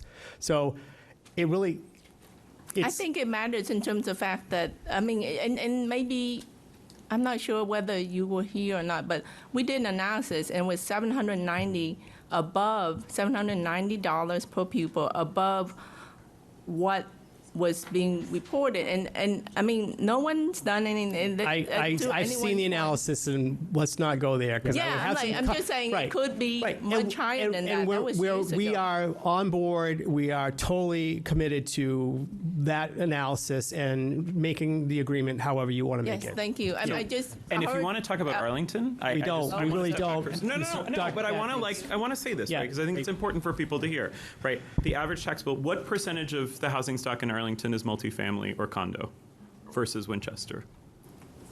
Do you know? Because you were highlighting that our average tax bill is much higher than Arlington's is.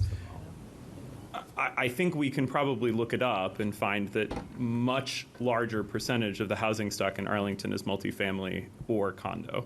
And that is a zoning decision, right? So to the point that the planning board's been working on over the last several years, I think there is a desire in this town. I mean, I think there are many of us that would be more than happy to have that conversation around zoning and development and how we create housing in this town, right? But I know this from an educational perspective. The number of students in Arlington is actually growing all throughout elementary school. And part of that is because of their development posture, right? And so they are actively investing in new development at the multifamily level to bring new residents into the town of Arlington. Now, I don't know what the planning board wants to do and what town meeting wants to do in Winchester, but that's certainly a conversation. They have materially changed. I've lived in Boston for almost 25 years now. They've materially changed since I moved here.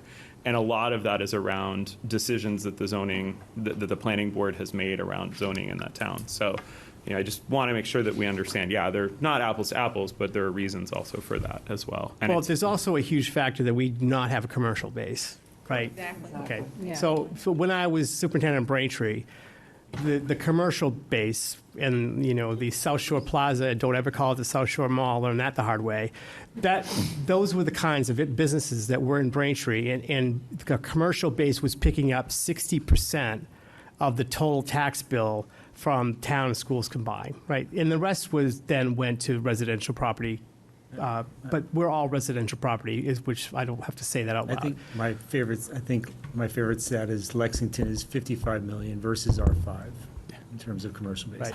All right.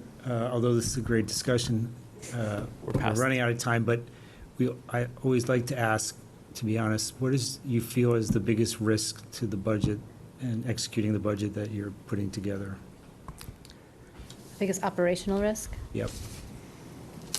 It's always unanticipated costs around a student need.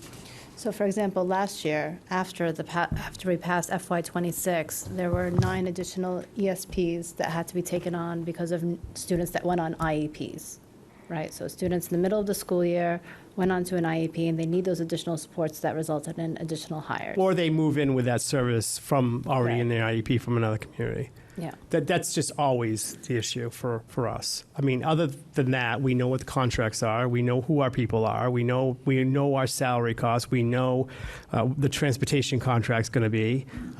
But it's always that kind of very specified need for a small group of students or a student that we can't anticipate all of it.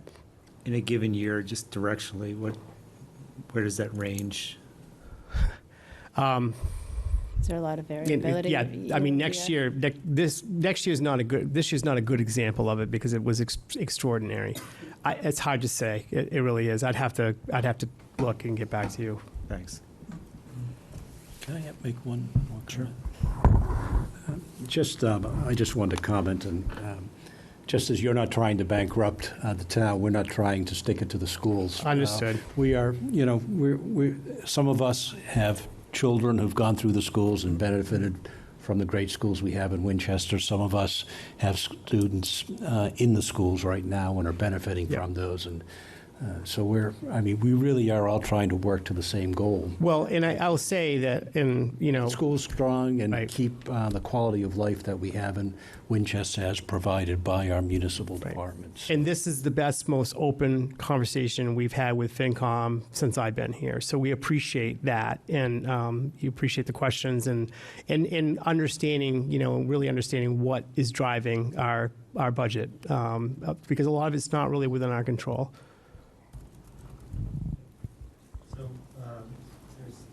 A couple weeks left, not many. I have to, we have to submit our yellow sheet on the last Friday of the month, so we'll continue to work together, and if you could share some of that information in the deck, we'd very much appreciate it.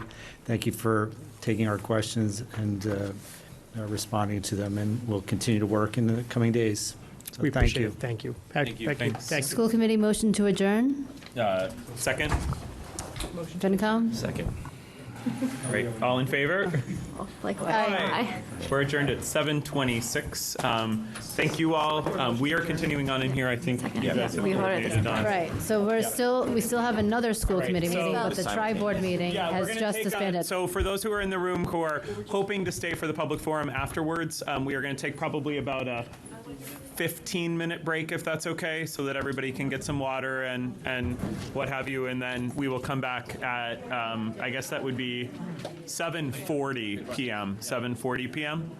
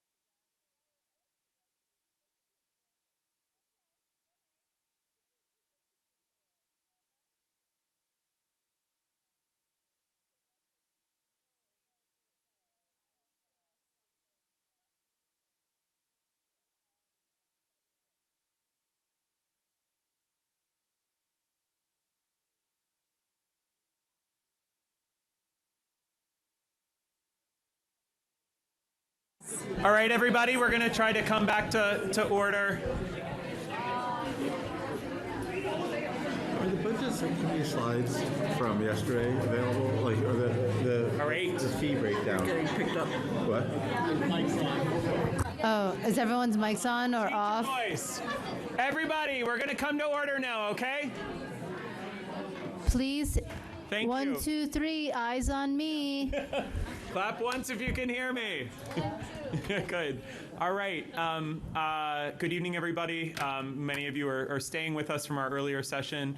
My name is Tim Matthews. I am pleased to serve as chair of the Winchester School Committee, and I am going to call to order our regular meeting at 7:44 p.m. We've now been reduced down to our core schools team after our tri-board meeting with the Finance Committee and with the Select Board, which was productive, good conversation for those of you that were here for it.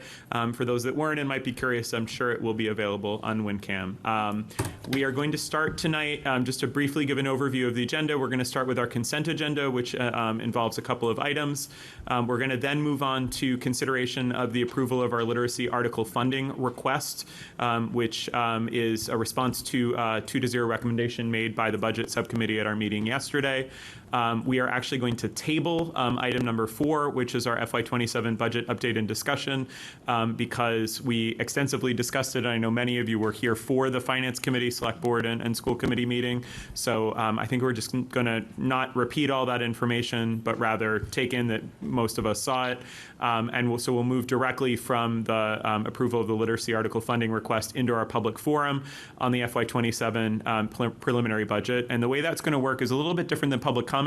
It'll be treated more like a public hearing. So there will be dialogue and an opportunity for folks to come up. If they have questions they'd like to see answered, obviously we'll try to limit each person roughly to 3 minutes or so like we would for public comment, but it is going to be a more dialogue-oriented opportunity for folks to speak with the committee and schools leadership. And then we will close out by reviewing our next steps in terms of our meetings roadmap, which is always rapidly evolving right now, and adjourn hopefully by about 8:45 p.m., which should leave us with about an hour for the public forum. Dr. Matthews, could I ask a quick question? Yes, Mr. Biller. So are we tabling just the update or the update and the discussion? Because I would appreciate an opportunity to have a discussion. Do you want to do a discussion before we do the I think we should do the forum first and then a discussion after. Yeah, that was my thought, is we would sort of have a discussion at the end. My apologies. Sorry, I wasn't clear. Unless you've got stuff that we don't want to hear. So.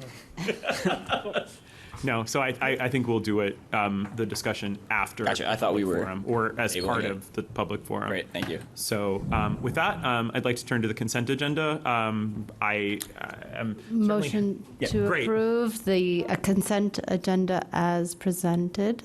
Okay. So I hear a motion. I'm happy to accept a second, and then I do get the sense there's discussion. So if there's someone that wants to second the motion. Second from Ms. Bolognese. Now let's have discussion on the consent agenda. Oh, I was just going to ask about the in-kind donation from Ambrose, because we got, what was in our packet was like a piece of paper with one line on it. It's a gift for a new basketball hoop from both Mrs. Lori Kane, who is a Sarah Swiger Award recipient. She is donating that grant to the school along with the class of 2026. They wanted to purchase an adjustable basketball hoop that's similar to VO's, so it's actually the same one, just so that way, because right now the hoop is really high and the kindergartners can't play. Yeah, I get that one. All right, is there any other discussion on the consent agenda? All right, seeing none, I will take a vote. All in favor of accepting the consent agenda as presented? Aye. Aye. That's 5-0, unanimous. And with thanks to the folks at ENCA, as well as the Ambrose Parent Association, and with good wishes for those who are going on the Winchester High School Italy trip and will be leading that, we're very glad to have been able to approve all of those things tonight and accept the donations. Which looks like an amazing trip. It does, yes. I would like to go on that trip. Here, there's nobody to speak, right? Okay, good. All right, I just wanted to make sure that if anyone wanted to speak about that trip, they could do so. All right, so moving right along to item 3, we are going to consider approving the literacy article funding request. I believe, Mr. Barron, there are slides on this that just at least show us what was discussed at the budget subcommittee yesterday. All right, so is it okay if I just take this one? Okay, so the budget subcommittee, which is Ms. Minyarji and me, voted yesterday a unanimous recommendation to set the funding level for our literacy our literacy full rollout for elementary literacy cost at $598,540.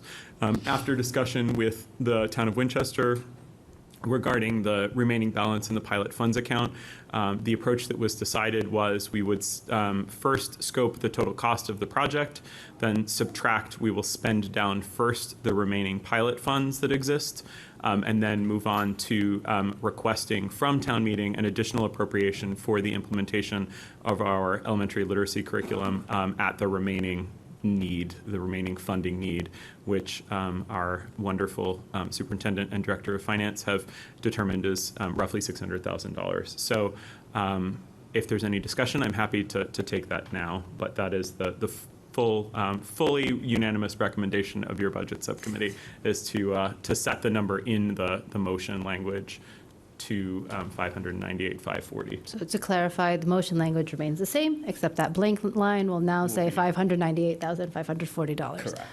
So we had left the committee, we have previously voted the motion language and the background, as well as obviously earlier the warrant article. And so now we are just filling in that blank that we left in the motion language.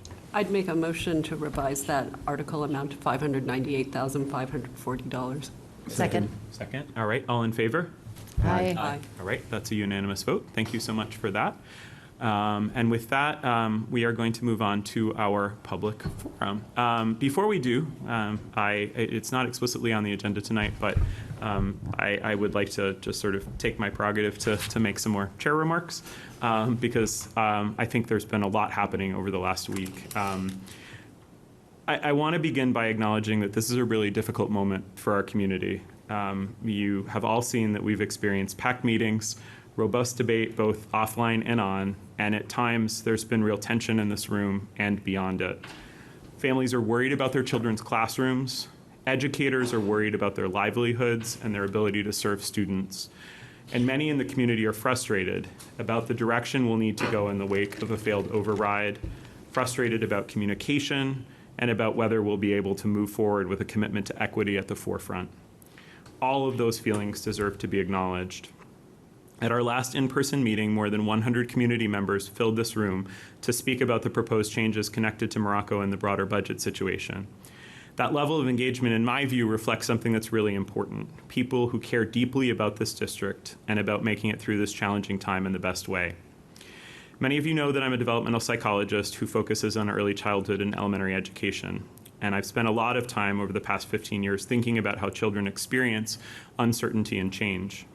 What we know from research is that children are remarkably resilient, but that resilience depends on the adults around them, creating a sense of stability, predictability, and calm. Right now, whether we intend it or not, and I certainly include myself in this, our collective anxiety can ripple outward. And so part of what we can try to do as educators, as leaders, and as a broader community is to model the kind of steady, thoughtful problem solving that we want our children to learn. That doesn't mean minimizing the challenges that are in front of us, because they are significant. Like districts across Massachusetts, Winchester is facing rising costs and financial constraints in the face of a failed override that is forcing these difficult conversations about staffing and programming. They require us to consider options that none of us would choose in an ideal situation. At the same time, I want to be very clear. The scenarios that have been discussed publicly are part of an ongoing planning process. They are only final decisions once they are discussed by this board at this table. Our role as a school committee is to examine all of our options carefully, to ask hard questions, and to move forward in a way that is both educationally sound and fiscally responsible. With respect to Morocco Elementary School, I know there's been particular concern about the possibility of some grades temporarily relocated, about the timeline for a feasibility study, and about how decisions are being made. It's clear that in some cases our communication has very much not met the moment, and that has contributed to frustration and mistrust. We need to own that and do better. So where does that leave us? It leaves us in a moment that calls for both urgency and patience. Urgency because the issues are real and time sensitive, and I can commit to you that everyone sitting at this table is flat out working to their maximum capacity. Patience because thoughtful, responsible decisions, especially those affecting young children and educators, require care, data, and deliberation. Most importantly, it calls for a recommitment to how we engage with one another. We will not all agree on every issue. In fact, reasonable, passionate, and committed people can and do disagree about the best path forward. But we can also choose to engage in a way that is respectful, that assumes good intent, and that keeps students at the center of every conversation. The most important thing this table can provide right now is not perfection, it is steadiness. It is the assurance that the adults in the lives of the children of Winchester are working together even when things are hard. That is the standard I am holding for myself, and I hope that it is one we can hold collectively as a community. Every member of this school committee was either recently a student or is a parent.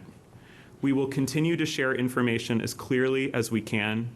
This won't be our last forum. We'll continue to listen and dialogue, and we will continue to make decisions grounded in evidence, in our values, in our experiences, and in our deep commitment to every student in Winchester. Thank you all for coming tonight, for your continued engagement with the Winchester Public Schools and our FY27 budget process, and for what I hope is a great dialogue between the community and the committee. Thanks so much. So with that, I'd like to invite anyone who's interested. The last time we sort of ended up with this sort of free-form line over here. I don't want to make people stand. So how many, just raise, yeah, you can come forward, but how many people anticipate that they would like to come forward and either make a statement or ask questions? If you could just raise your hands. All right, that's great. So we have plenty of time, so just come forward. State your name for the record, and if you want to give us a little context about where you live and where you're coming from, that's great as well.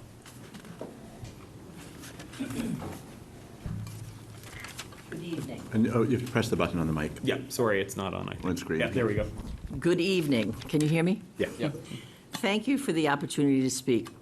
My name is Kathleen Montgomery. My husband Bob and I have lived at 12 Euclid Avenue in Precinct 1 for 43 years. Both of our children went through the Marco School. We have 2 grandchildren living in town who will eventually attend the Lincoln Elementary School.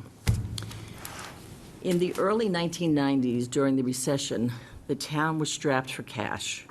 An override was put on the ballot. The then administration recommended closing the Vincent Owens School. The Vincent Owens School had an enrollment, I think, of about 220 kids then. The override passed happily, and happily, through the strong advocacy of the Vincent Owen community, the school did not close. Currently, the Vincent Owen School has a robust enrollment of about 386 students. Is that correct? Which is great. I think we all have to be cautious about cyclical enrollment, not viewing temporary dips as permanent conditions. The consequence of closing a school is permanent. On from closure to renovation. It is no new news to anyone that the Morocco School building is in dire straits and needs renovation. The disagreement seems to be around when to begin the process. I respectfully disagree with Dr. Beckett and the school board members who voted to postpone consideration of Article 27 at this spring town meeting until the fall town meeting. As you know, Article 27 is the feasibility study for Morocco School, which is one of the first required steps for the Morocco renovation project to begin. Sadly, the override didn't pass. My husband and I have voted for every override. However, if you read the mood of Winchester voters correctly, the failed override should not have come as a surprise. Winchester voters are waiting for the Morocco School override to be put on the ballot. If another override is put on the ballot in the fall without the Morocco renovation process starting, I anticipate another lackluster response from the voters. Postponing consideration of Article 27 at this spring town meeting is just kicking the can down the road. On a closing note, when the Lynch override was on the ballot and happily passed, I asked that a yes for Lynch school sign be posted on our front lawn. My neighbors asked why I was doing this, since they weren't Morocco school kids. I said all kids are our kids. Morocco school kids and the Morocco community need your support now. I hope that all members of town meeting will vote favorably on Article 27 at this spring town meeting. Thank you. Thank you very much.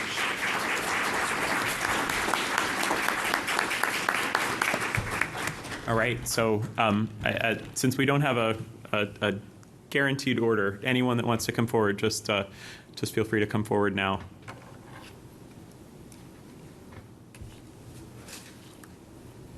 And you can even sit, there are many extra chairs, so if you want to sort of line up in the chairs to make things easier, that's okay too. Hello. Hi. Hi, Elizabeth. Everybody. Good evening, and thank you to all of you for your time, dedication, and continued service to Winchester students. I know you are all more than flat out, and I am really grateful for all that you're doing in this extremely difficult environment after the failed override. You know I was there fighting for it. So I'm here tonight to express my support for the 5% budget increase and funding for the new literacy curriculum. I know you all support that. Adequately funding our schools is not optional, it's essential. Our budget reflects our values, and we must prioritize protecting the classroom wherever possible. That means avoiding cuts that directly impact students and doing everything in our power to retain critical supports like math interventionists, early literacy specialists, and ESPs. These educators play a vital role in helping students build strong foundations early on, setting them up for long-term success. My children personally benefit from all of these educators. As the co-chair of the Yes for Lynch campaign, I also really felt like it was important for me to personally be here tonight, and Caroline Otis, my co-chair, speaks with me on this. And we want to reaffirm the commitment that we made during that campaign. We stand with Morocco in their quest for a new school, just as they stood with the Lynch community as we underwent the MSBA process. I have had the privilege of seeing firsthand what it means to move from a dilapidated, outdated building to a stunning new space, one that is designed to support and foster learning. The difference is profound. When the environment aids students rather than hinders them, students and educators thrive. On a cold January night back in 2023, Winchester passed the debt exclusion to fund the new Lynch. And at that time, we issued a statement that ended with a rallying cry, on to Morocco. Morocco's time is finally here during this eligibility period. Let's do everything we can to get shovels in the ground as soon as possible. Thank you. Thanks so much.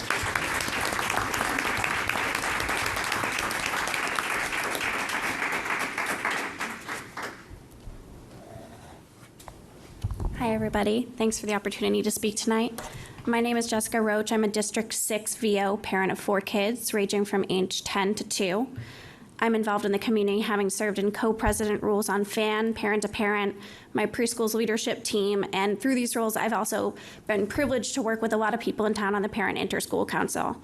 I want to express my support and gratitude for the new literacy curriculum, thank the administration for the hard work to fix the erosion of trust and the lack of formalized curriculum that's impacted Winchester students over time, and the necessary professional development to preserve that work. Winchester has 5 elementary schools, and they are all necessary and vital to families in town. I know that it's hard to preserve staffing at 5 different areas, and moving class sizes around is very difficult math for you guys to have to do, and I appreciate the work that's being done in those areas. I watched the last school committee meeting, and I was discouraged by notes about comments regarding emails in about closing Morocco and the potential for relocating certain grade levels that may not have been fully fledged through. Parents arrange their schedules to be able to walk to their neighborhood school, which creates the fabric of community for young families in Winchester. In my roles as co-president of FAN and P2P, I've talked to hundreds of families across the town, helped host the transition to kindergarten, run in conjunction with the administration. I've talked to parents at WPS, and I've been a room parent. It is vitally important that parents and students coming into their schools be able to have FaceTime and see each other on the playground, that they have neighborhood friends and acquaintances, and they make those connections that can last a lifetime. I'm also speaking to support the school committee budget of 5%. I hope that Fincom will not require further cuts. I hope that we do not have to gut our bench of amazing teachers doing hard work in the classroom. I'm concerned about the need for Tier 2 supports in the classroom, intervention early and often to identify and support emerging learners. With less aides and higher class sizes, it will be harder to identify and help struggling students, which ends up in longer-term repercussions further down the line. I would ask to make adjustments, any adjustments that we can to athletics, transportation fees, and be creative with other ways that we can increase to pass on costs to recoup expenses to support the classroom professionals. I also want to express support for the Morocco School rebuild, which has been promised and in the wings for decades already. I urge members of town meeting to support the feasibility study now to show our commitment to all families in town. I'm a VO parent, and our community also stands behind Morocco community, and all of Winchester needs to make good on the promises that have been made for years and years and years. Thank you. Thank you.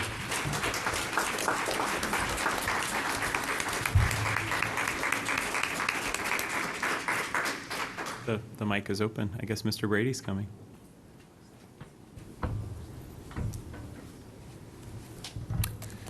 Good evening, Seamus Brady, 15 Clematis Street.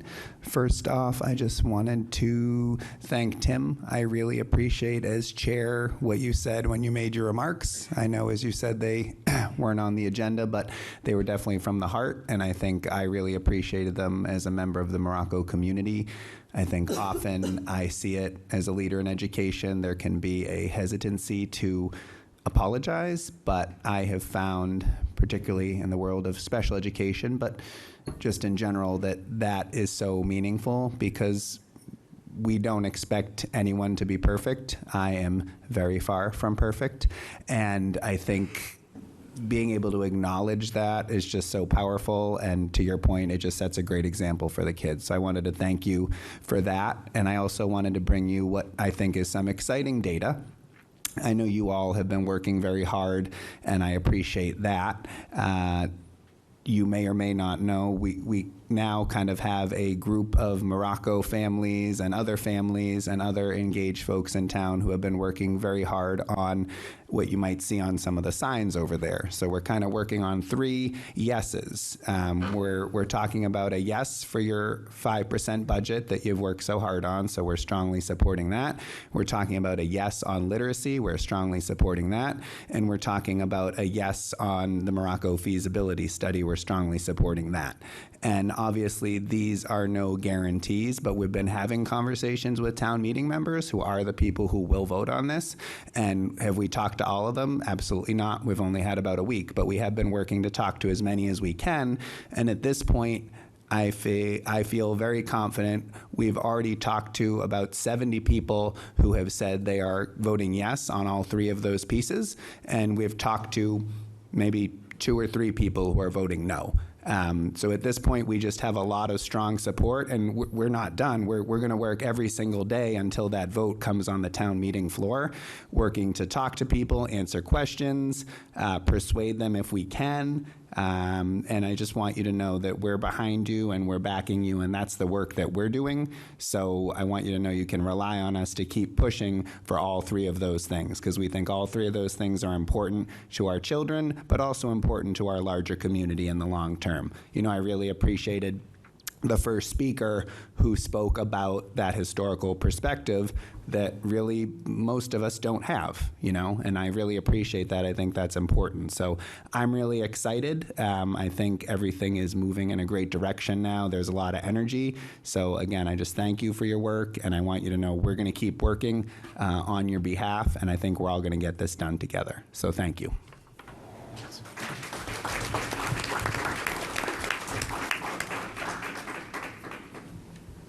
You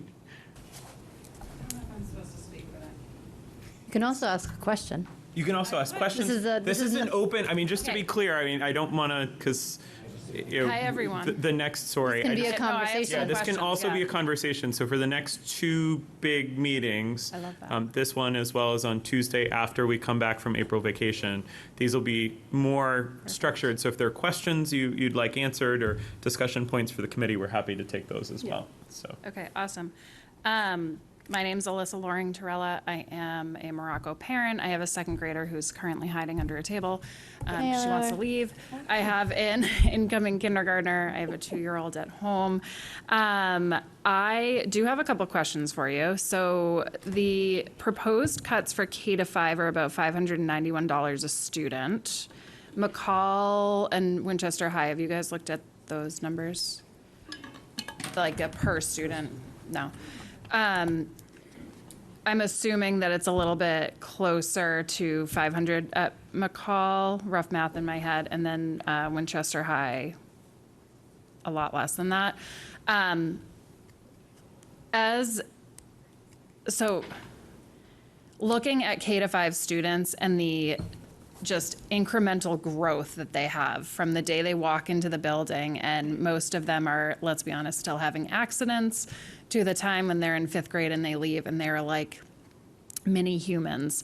They make such dramatic growth changes. Cutting math specialists or interventionists is, I think, probably a pretty terrible decision, which I know it's something that we fought for a long time. It's not going to help increase our MCAS scores. And let's be honest, why do people move here? It's for the schools, right? If you look at data from everybody's favorite UMass Donahue, which I have pretty much memorized at this point, the majority of people are moving here with school-aged children, which points to them moving specifically for the schools. My worry is that if we are dramatically increasing our classroom sizes, getting rid of math specialists, we're going to tank our MCAS scores, and then it's no longer going to be a, top of the class type of place to be for schools. I'm getting a little dramatic here. I will say nobody uses the paper towels in the school anyway, so if you want to just cut that out of the budget, all the parents. Because they repel water. How many parents here have sent in paper towels or money for paper towels? Because nobody likes what's in there. They probably haven't bought paper towels, to be honest, in a long time. I know. Probably the same ones from the 1990s. So if you need to know what to cut out of supplies that Fincom wants you to cut, we're happy to give some input. And then lastly, regarding Morocco feasibility, I know it's a question. I think a lot of people are lumping it together with the budget, which I've spoken to a couple of you about. I think that it is a separate issue other than budget. I know we need to get to budget first, but Morocco feasibility is huge for me and my family and the Morocco community and the whole town, because overcapacity is not a Morocco problem. We're talking about this enrollment decline, but if you go to 4 schools, which Dr. Hackett, you have said we cannot go to 4 schools, then every school is at overcapacity. We love Morocco, and we're just waiting to see when that new building or even gut renovated building, whatever it might be, happens. But I just want to urge you guys to let people know that feasibility study is not, it's not classroom teachers or feasibility study. It's something that I know you're all behind for the future of Morocco for the next, I know we keep saying 50 years, but it's going to be the next 100 years. It's the next generations of kids who are going to go through that building. And I want to be sensitive in light of all of the work that you're doing with the budget. But I just want people to hear, too, that it's a separate issue. It's something that the Morocco community has waited and voted for every other school and stood behind them. And it's something that the community desperately wants and is waiting for. So I would just ask that with the proposed cuts that you guys look more at like a per student amount. I understand that there are enrollment challenges with the K-5s that you don't see in McCall and Winchester High. But when I was listening to your budget subcommittee meeting and thinking about this, every student is in the classroom. And I'm not saying that after school stuff and athletics are not important, because my high school experience was so heavily involved in athletics and it really helped shape who I am. But when you're in a budget crisis, I think we need to look at all students and focus on the classroom dollars and not so much worry about the athletic dollars, which I think are probably a lot easier to fundraise for than a math specialist. So I keep thanking you guys for your work. I know it's really hard. I know you don't want to be making these cuts. I don't think anybody does. So thank you again. And yeah. Thank you. Appreciate it. Thank you.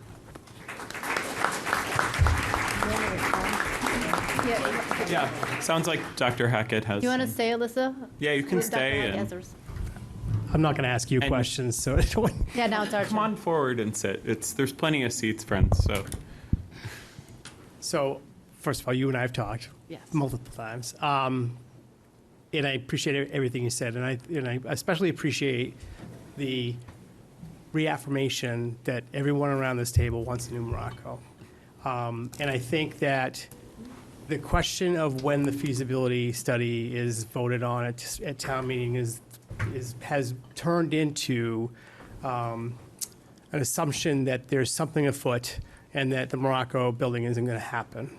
And I can tell you, I can't speak for anyone, town meeting or select board, there's nobody here who has ever said anything about not moving forward with Morocco. We've been not helped by narratives that have been put out, and that the thought of, or just putting it out there that closing Morocco is something that we should look at, has also, just because at some point it just starts to feel like one big thing, right? So I know this committee is committed to it. As you said, we cannot go to 4 schools. Even if we could, right now, this is a 100-year building, right? We are currently in an enrollment decline, right? But we don't know what that looks like 5 or 10 years from now. I mean, we know what the Donahue study says, but who knows what's going to happen? So there is absolutely no thought around closing the building. I will say that my recommendation around the vote happening on feasibility going to the fall is about, my concern right now is that when we are ready to go, we want to make sure that we're putting the best project forward with the MSBA. And a big piece of that is the education plan. That is not part of feasibility, but it is part of the next step. And we want to make sure that, because they're going to work with us to design what we want. And that's what's great about the MSBA process. I am also concerned about just, we need to really evaluate our overall district enrollment. And we have buildings here. I don't think there's a building here. I mean, we're taking up space in Lincoln. Business office is taking up space in the high school. I don't think there's a building here that is not using spaces for something other than what they were designed for. And ideally, that's what we want to do, purpose-driven spaces. So we do have to look at our enrollment distribution, and because what we're seeing in Morocco right now with the population doesn't look like it's going to change anytime soon. And it's a function of the fact that it's a neighborhood school. So we do have to talk about redistricting, and I'm going to say redistricting tonight, even though I said districting because I was trying to not get killed. But we have to talk about redistricting, and for a lot of reasons, not the least of which is to also provide some relief to other schools. But we also need to make sure that we are maintaining a sustainable enrollment at Morocco. That will very much be a part of the conversation with the MSBA, because one of the first things we get to is design, what they call design enrollment. Lynch was design enrollment. We actually pushed back on the initial MSBA number. It was design. I think design enrollment ended up being around 510 or so. The design enrollment's important because your core spaces are built around that, right? So you don't have to be at that number now, but they want to be able to build the capacity to get to a number. And you can't change your core spaces once they're built. So I feel an obligation, and I'm the one who pushed to even submit an SOI for Morocco when a lot of people were saying you're never going to get it approved because you're still trying to close out Lynch, and this committee supported it. It was not an argument to get the support. We got it. We're in the process. We're committed to the process. The feasibility is 270 days, right?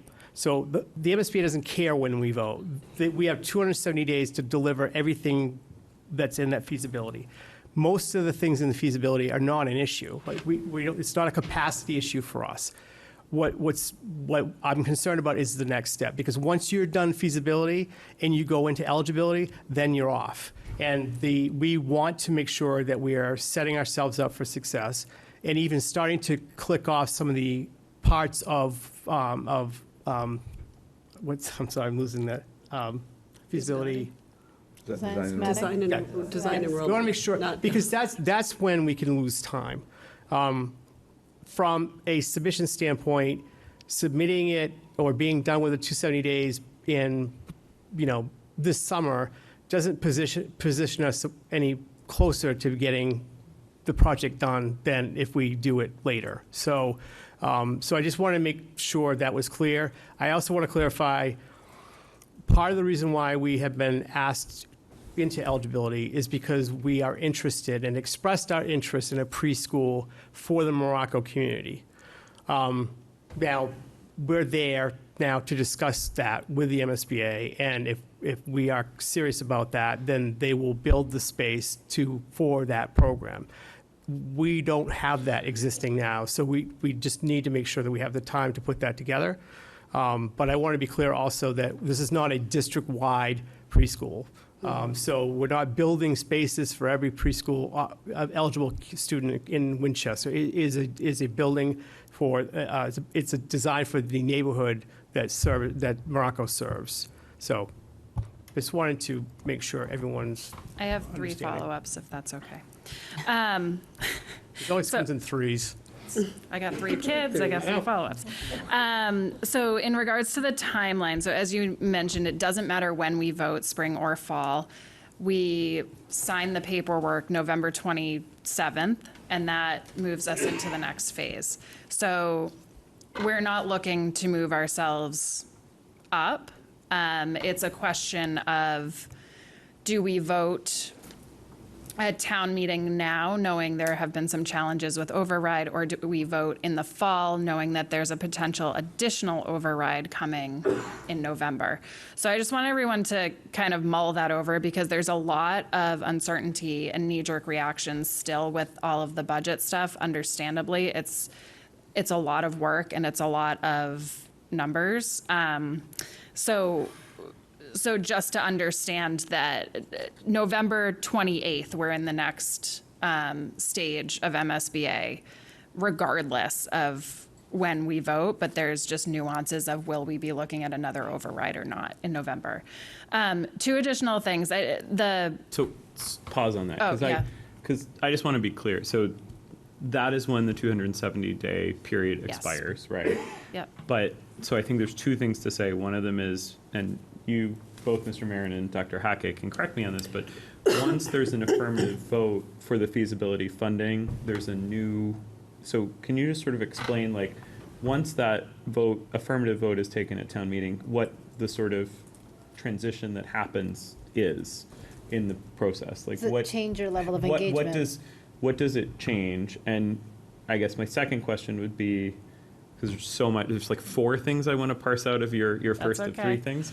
But the second thing is, what happens if we need time beyond the 270? So it's not like, because I think MSBA, what I have learned is that they want the project to be successful, right? So it's, my understanding is if there's some issues, we can have a conversation, right? But so it's not, I mean, not obviously ideal, but they also do want you to succeed in the process.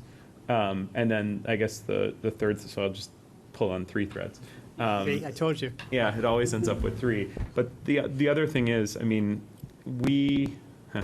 no override is in the power of this board, right? So an operating override needs 3 out of the 5 votes on select board in order to go to the ballot.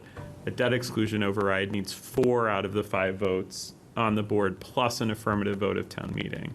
So neither this board, as much as we support the project, there's absolutely nothing we can do statutorily to ever put any of those on the ballot, nor do we have any control over the timing. No, I So understand that's- that. Yeah, but no, I just wanted to. contingency planning for the if and when is always a good thing, right? And that was actually only one thing, so I've got 2 more for you. Okay. The other I don't want to thing, lose track of your Do questions. you want so- him to respond to your first question? I mean, we talked about this earlier, so I am correct, right, in my statement that nothing changes whether we vote in fall or spring. Correct. For our timeline. We have 270 days It's November to get 28th through that the feasibility. next, yeah. Okay. And I will say this, if we were in a different place, if the Yeah. overhead passed, which I was anticipating it was going to, like many of us, right? Which is why I came out initially for, let's shoot for the spring town meeting for the feasibility funding. Because if it had passed and we knew what we were working with for a budget, which is going to affect what we put in that building, then we could potentially have gotten in front of the MSBA in October to move on to feasibility, right? So. Which was great that we had positioned ourselves for that. And now But we're that was not also there, up so in the it's- air, right? So they meet the issue with the MSBA is they meet every 6 weeks, and they don't always do like their business meetings. Sometimes they meet. So you've got to hit the timing, and they want everything about a month ahead of their meeting date, too. So the next meeting is October, the next meeting is in December, and they meet again in February. So if we have everything in a row, we can hit the December meeting. They also recalculate the square foot reimbursement rate in August. So in August, at their August meeting, they will look at all of the data around what's construction costing, and then they make that adjustment. If it's not going to go down, that adjustment is for any school that enters feasibility after January 1. So if we then go to them in February, which is their meeting, then we would be subject to the new reimbursement rate. So not that there's a reason to delay for that, but I mean, that's just the timing for how they also operate. Also, just to clarify, the 270 days is the eligibility phase, not the feasibility. The 270 days is the eligibility phase. Dr. Matthews' point, they want us to be successful, right? They don't care. They have the date when we have to have that done. And if we're off 2 days, it's not gonna be a problem. So, and we can have everything ready to go up to that point. So yeah, that's what it is. But if we had to extend it, they do. They want to work with us. They want us to be. They picked us because we have been successful with projects. So just to be crystal clear, if feasibility should be approved in spring or in November, shovel-ready Morocco date is approximately the same. Yeah, I mean, that would be correct. Right. Can I also just, one other clarification, because I know money comes up sometimes, and $1.5 million sounds like a lot, but the amount that would be in the ban and the draw, we're talking a much smaller number, and it's a number that we're going to pay whether we do it now or in 6 months. And I would let other people answer that question. I have that number if you'd like. Okay. I think it's closer to like $100,000, Yeah. but after reimbursements is 70. Yeah. Ish. So it's a much, Pay a year. it's not about the money, is the point. Right, yeah. And then I just had 2 other things. So when we were doing the literacy project, you assembled a group of parents, which I was somehow chosen to be on that. Still don't understand how, but it was great. Great experience. And I thought that the work that was done was really top notch because of the group of parents who were assembled had these incredible backgrounds in education and consulting and finance. And I would just urge you to lean on the community. If you guys need help with any of the work that's being done, I know that you all have smart minds, but if you need additional supports, this community is full of really smart people, many of whom are willing to work on a volunteer basis for the kids. So, and then just again, I would just reiterate, if we could look at not just cuts coming from K to 5, because it really feels like we're stuck in the K to 5, that would be great. Okay. And can I just address that? Sure. Because initially, so the K to 5 reductions in the sections are enrollment driven. That's not to say there aren't a couple that we might not in a normal year have taken, but it does not put, as we showed earlier, our class sizes out of whack. The initial range for the reduction in our ESP paraprofessional, I think, was 12 to 15. That is no longer the case. So the only ESP's positions that will be reduced are one of the 2 elementary building aides. At COVID, the elementary schools picked up the additional and was needed, and so there is not an instructional support ESP position that is up for anywhere in the reduction, other than we are eliminating one section of kindergarten. So with that elimination, we do not need that aid, obviously, because the classroom's not there. So just want to be super clear about that. I am more worried about FY28 than I am next year, and so our choices around what we reduce are really important. And the enrollment at the elementary level is not getting bigger. The bubble is now making its way into the high school, which is already understaffed from the perspective of just the schedule and the offerings and just the conflicts that happen in the schedule because we do not have enough staff in certain areas.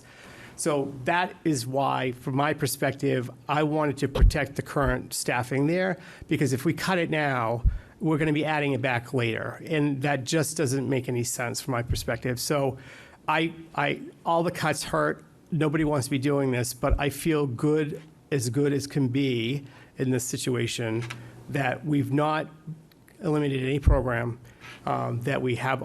I know the math specialist is the biggest issue, and I know this committee will probably have future conversations about it. But I just want to make that point because in athletics, you're right, and that's still in conversation. And one of the conversations tonight is about athletic fees. Yeah, and we had. I just came from the other room where they were talking not 5%, which is terrifying. Yeah.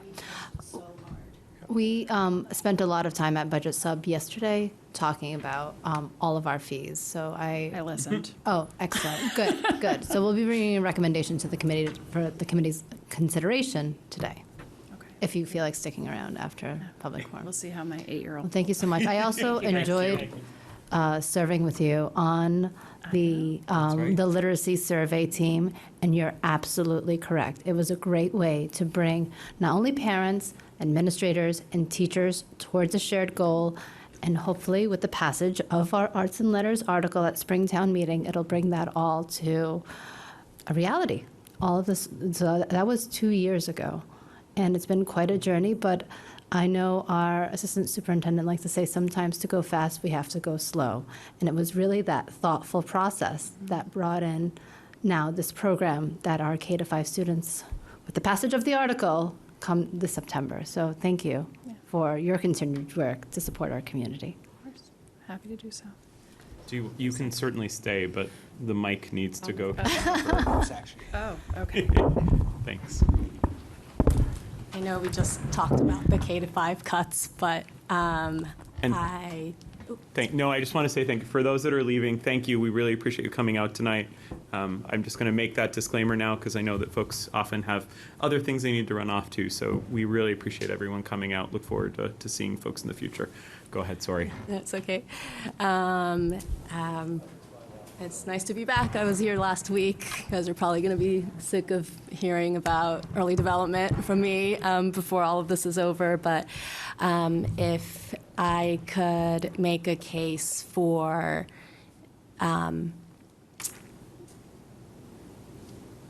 thinking through the K-5 cuts, especially if we are thinking about redistricting, if there's any way to preserve kindergarten and move that shift to another grade level, I think that would be great. Like Lynch had an average of 19 kids.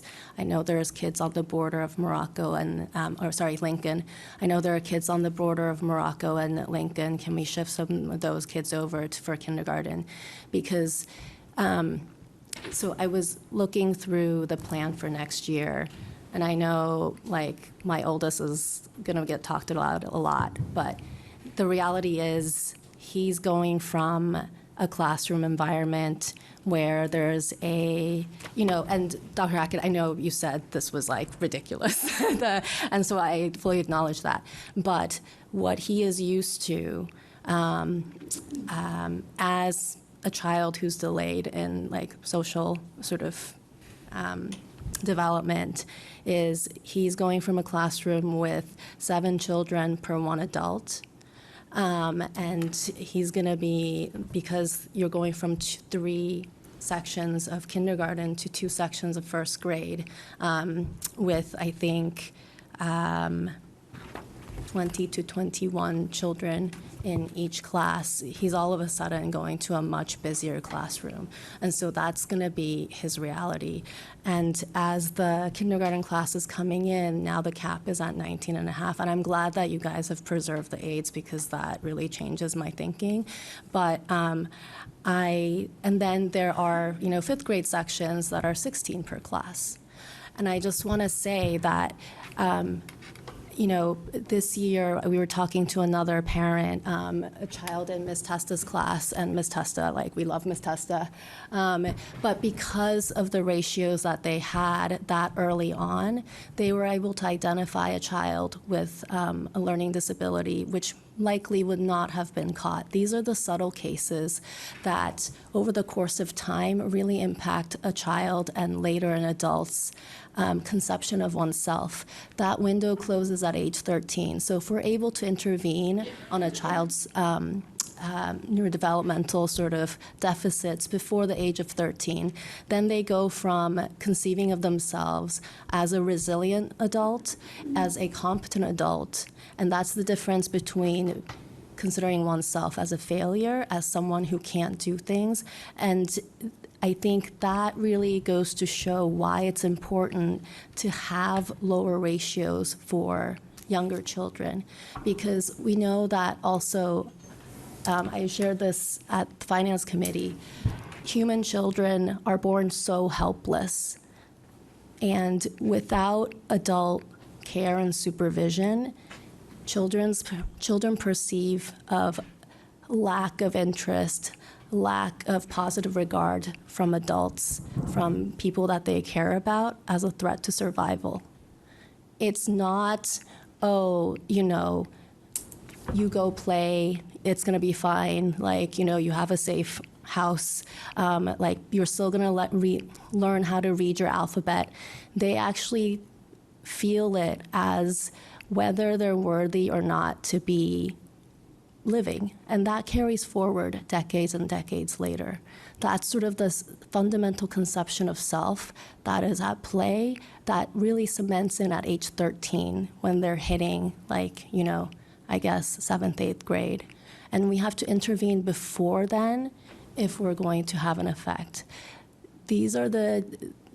And that affects if these people go on to develop lifelong things like depression, anxiety, even things like obesity, like diabetes, but also things like antisocial traits. That all comes from lack of positive regard from an adult at an early age, at school age. So I just want to really encourage you guys, if there's a way to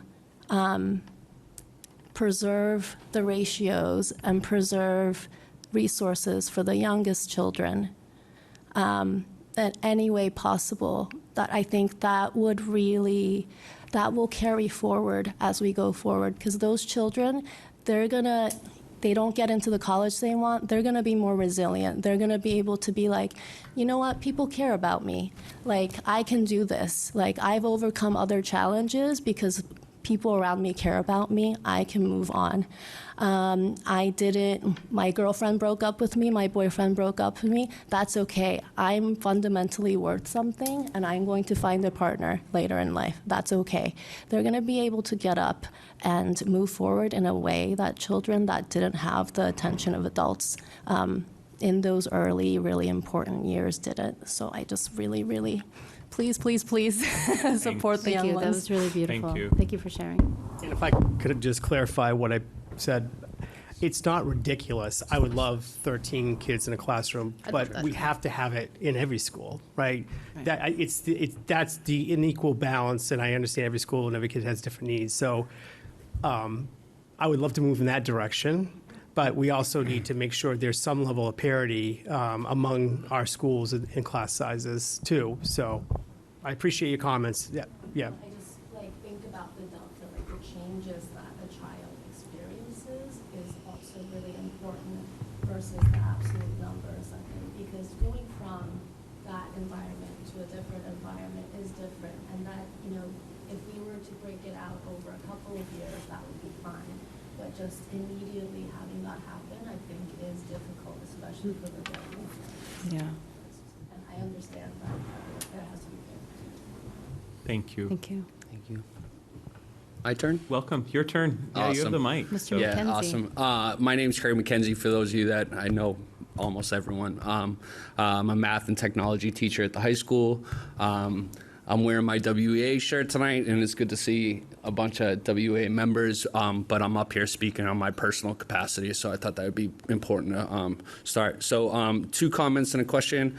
First comment, I really appreciate you all standing your ground when it came to the PPE conversation. I don't want to open the can of worms again, but again, as a personal individual that knows math and knows numbers, I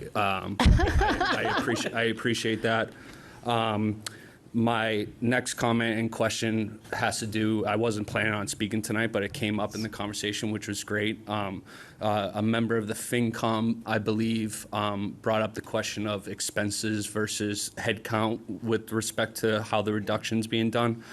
So comment first.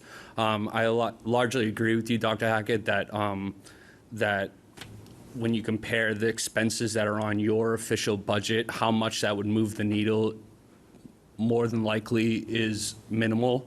I want to make the argument that I think that expense line items should be done down to at least the department head level. For 2 reasons. One, we might be pleasantly surprised, although on my way up here, I found out that some schools don't have paper, so maybe not. But either way, what I'm saying, my personal experience is a little bit different. So there might be something there if we look. The second, just the act of looking down to that level, which maybe when you address this comment, you will speak to whether or not it has been done. Maybe it has. I personally haven't seen it. I haven't heard it. But again, we might be surprised if it gets down to that level. Second is, the second part of doing it down to that level is even if nothing comes from it, it will communicate to the people that will be reduced or that will be affected by the other option, which is the head count, that will truly show we've turned over every stone. We've done everything. So I just want to make a personal argument for that. Lastly, along the lines of the expenses versus head count, not just in my opinion, but like what the community members do is I don't think they necessarily differentiate between the money that is being spent that's officially on your budget versus the money that's being spent on schools. When the semantics get into like what account it's coming from and everything else, I think a lot of people just shut up. They're not interested in that, right? So for example, I am not sure, and I'm hoping you can address like the new renovation of the high school gym. I am not sure if that came out of the school's official budget. Maybe you can. No, it didn't. But Yeah. to the community members, you just spent X amount of money on the school. So what I would like to hear for when I'm trying to, again, know what your role is in deciding, like, for example, am I mad at you all for redoing a gym and then cutting 60, whatever the number is, right? Or did we redo? Mad at us for something else. Mad at you for something else, but what I'm saying is, or is the redoing the gym was a community decision, which I'm employed by the community. That's their decision that they get to make, and I live with it, right? It changes how that is, but either way, going back to like communicating to us that truly the RIF is the atomic bomb scenario when it comes to the WE. Well, again, to me, To you, okay, right. teacher. So anything that you can do to communicate what your role is in deciding where the money gets spent before you're cutting whatever the teachers are that were on there, I think would be beneficial, and I just wanted to give the opportunity for you to speak to that. And I'm going to run back there only because I forgot my pen. Okay. Is that okay? Or if someone has a pen? Yeah, go for it. Yeah. I'll take a pen. So I really, this is the challenge because we're in it all the time.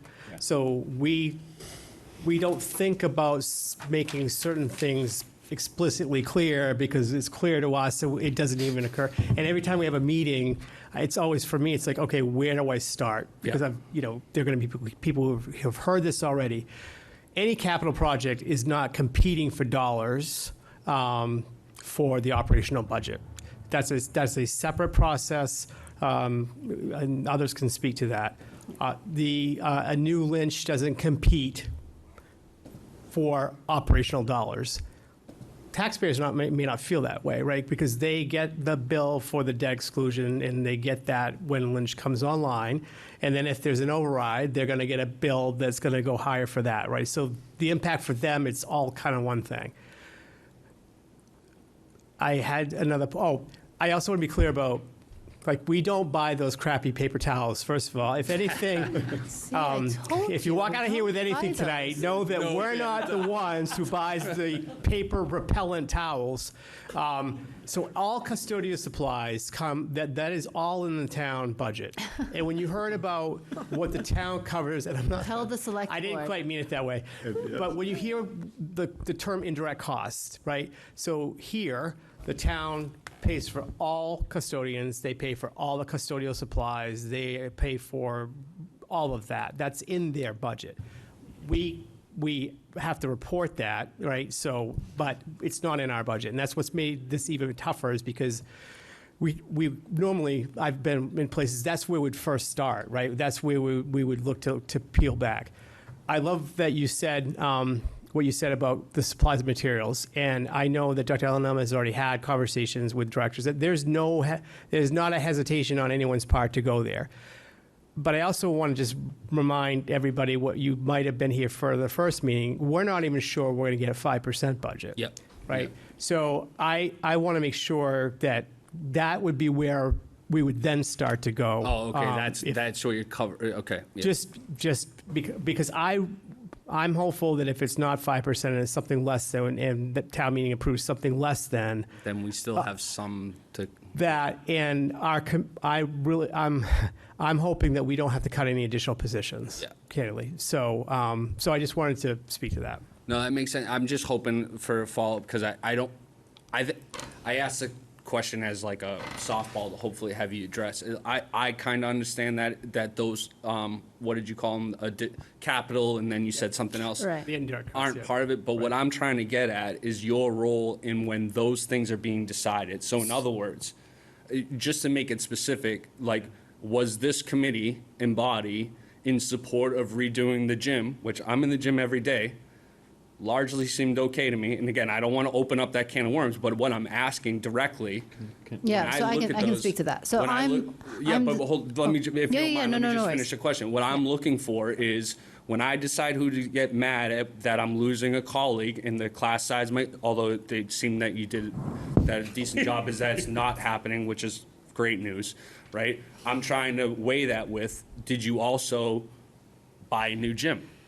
Right? And I'm only using the gym and it might not be the best example, No, 'cause it's a recent but project, any right. other significant line item that isn't technically part of your budget, but a community member is absolutely factoring that in when they decide on whether or not to vote on an override, I'm asking for what your general role is in that. Okay, so I can speak to that because I am the school committee's representative on the capital planning committee.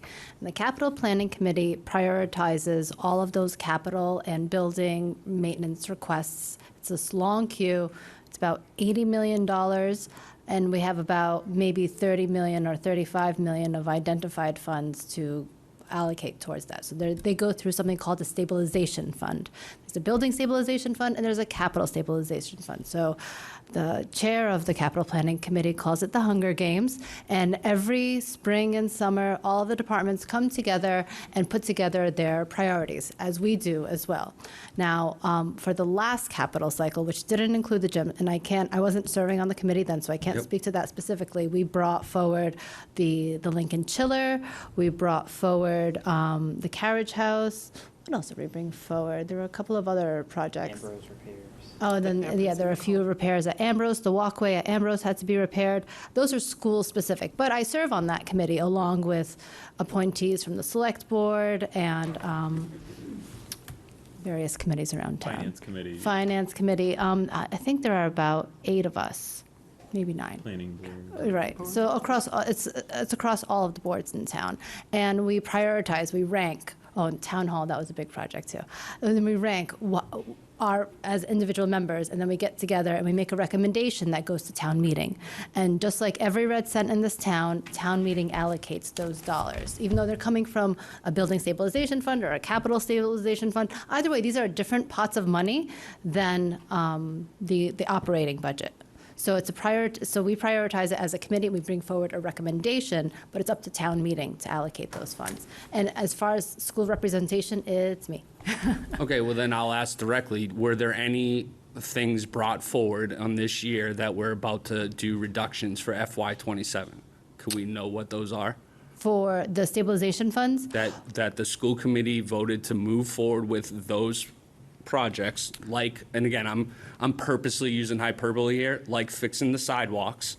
Right. So that they were Was voted on and moved forward by the school committee at the same time that reductions are being considered. So that was done in the fall. So at fall town Within the meeting, year. that's when, so we didn't really know what was going to happen with the override then. Fair We enough. have one remaining item that'll be brought forward. I think it's just one remaining item that was left over from the last capital period. High school concrete and the carriage house. Right. So 2. So those are left over from the fall. We brought them forward for the spring because additional work needed to be done. There was also a demolition delay, but those funds have already been. Carriage house. For the carriage house, correct. But those funds have already been allocated. Yep, And fair they're enough. signed, sealed, and delivered. But but you're correct. So our discussions in June, when we're looking at what are our capital allocations, we'll absolutely be we'll be considering that as well, because part of the override was an allocation to capital. So yes, it was like 9 million towards operating and then 2.5 towards capital. So that's how they're kind of separate. I'm going to make one more comment. I'm going to keep making the argument that they're not, but I understand what you mean when you say Yes. they're on separate line items for the budget. But to me, as a voter on an override, they're part of a school system. So, time check. It's 8:55. I just want to make sure. So, is everybody who's current? We have 4 more folks at the table. Definitely got to cut me off, or else. No, it's okay. Because I want to make one more comment, but I want that to be the final word on this, if that's okay with the committee. So we have 4 more people here. Is there anyone else that's currently sitting out in the audience who wants to speak tonight? I want to just commit to, if this is it now, and if you would like to come to the table, now is the time to do it. Otherwise, I'd like to commit to finishing out the remaining 4 folks and then having committee discussion.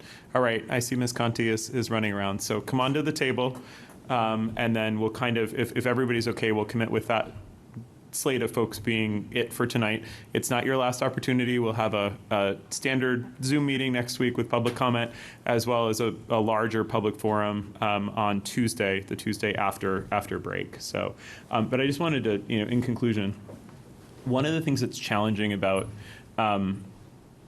these processes, so I've now been on a town meeting for 5 years, and one of the things that and full disclosure for those that don't know, I live in the Morocco neighborhood, so, I represent Precinct 1. One of the things that I think is super challenging is that there are these sort of pots of money that are allocated just to a specific purpose. So, we have our select board chair is sitting next to you right now. I don't mean to put her on the spot, but especially around capital projects, there's sort of a locking in of those funds specifically for dealing with the capital process. So, I think, as much as folks have heard me say multiple times from this table, core educational instructional resources first and everything else second, that only applies within our budget, right? So the thing that's interesting about Winchester is that there are some things that touch the schools. For example, DPW maintains the school buildings through custodial and purchasing those lovely towels. But that is not in our budget, nor do we have control over it. That's managed through the Director of Public Works. There are other things that are not part of our budget. So we can go, Stephanie is our representative on the Capital Planning Committee, but ultimately we have to not only get that committee to agree with our hopes for prioritization. They never prioritize everything we have on our list. Right. But also then the Capital Planning Committee has to request from town meeting to do that. But those funds are, Ms. Brady those funds are locked essentially to capital. Like by law. By law. It's not like we can say, take this $300,000 out of the stabilization fund and save the math interventions. Correct. You're correct. So the money in capital stabilization fund and building stabilization fund are designated towards building projects, which are very clear, capital projects, which are a little bit less clear, roads, sidewalks, big technology expenditures, things like that. Capital has committed to have a very narrow scope of things this year at town meeting because the override did not pass. So I was itching to say this. Do you mind if I? Yeah. Okay. Do you want to roll right into your comment? Or I fully unrelated, but I will. Yeah. Okay. Yeah. I was going to talk about my date with Noah Wiley in 5 minutes. So. Oh, shoot. I love him. So what overall happens at town meeting, as you were probably gathering from the conversation with Fincom, is that they talk about the budget and they're recommending from their perspective what the overall budget should look like for schools and municipal expenditures and all of these pieces. And they are considering that in the scope of all of the free cash that the town holds. And so votes that will take place at town meeting are around the budget, and then they're around other pieces that are coming out of what is like this pot of free cash, the capital and building stabilization funds, funds that are specifically set aside for water and sewer projects. That's my favorite, water and sewer projects.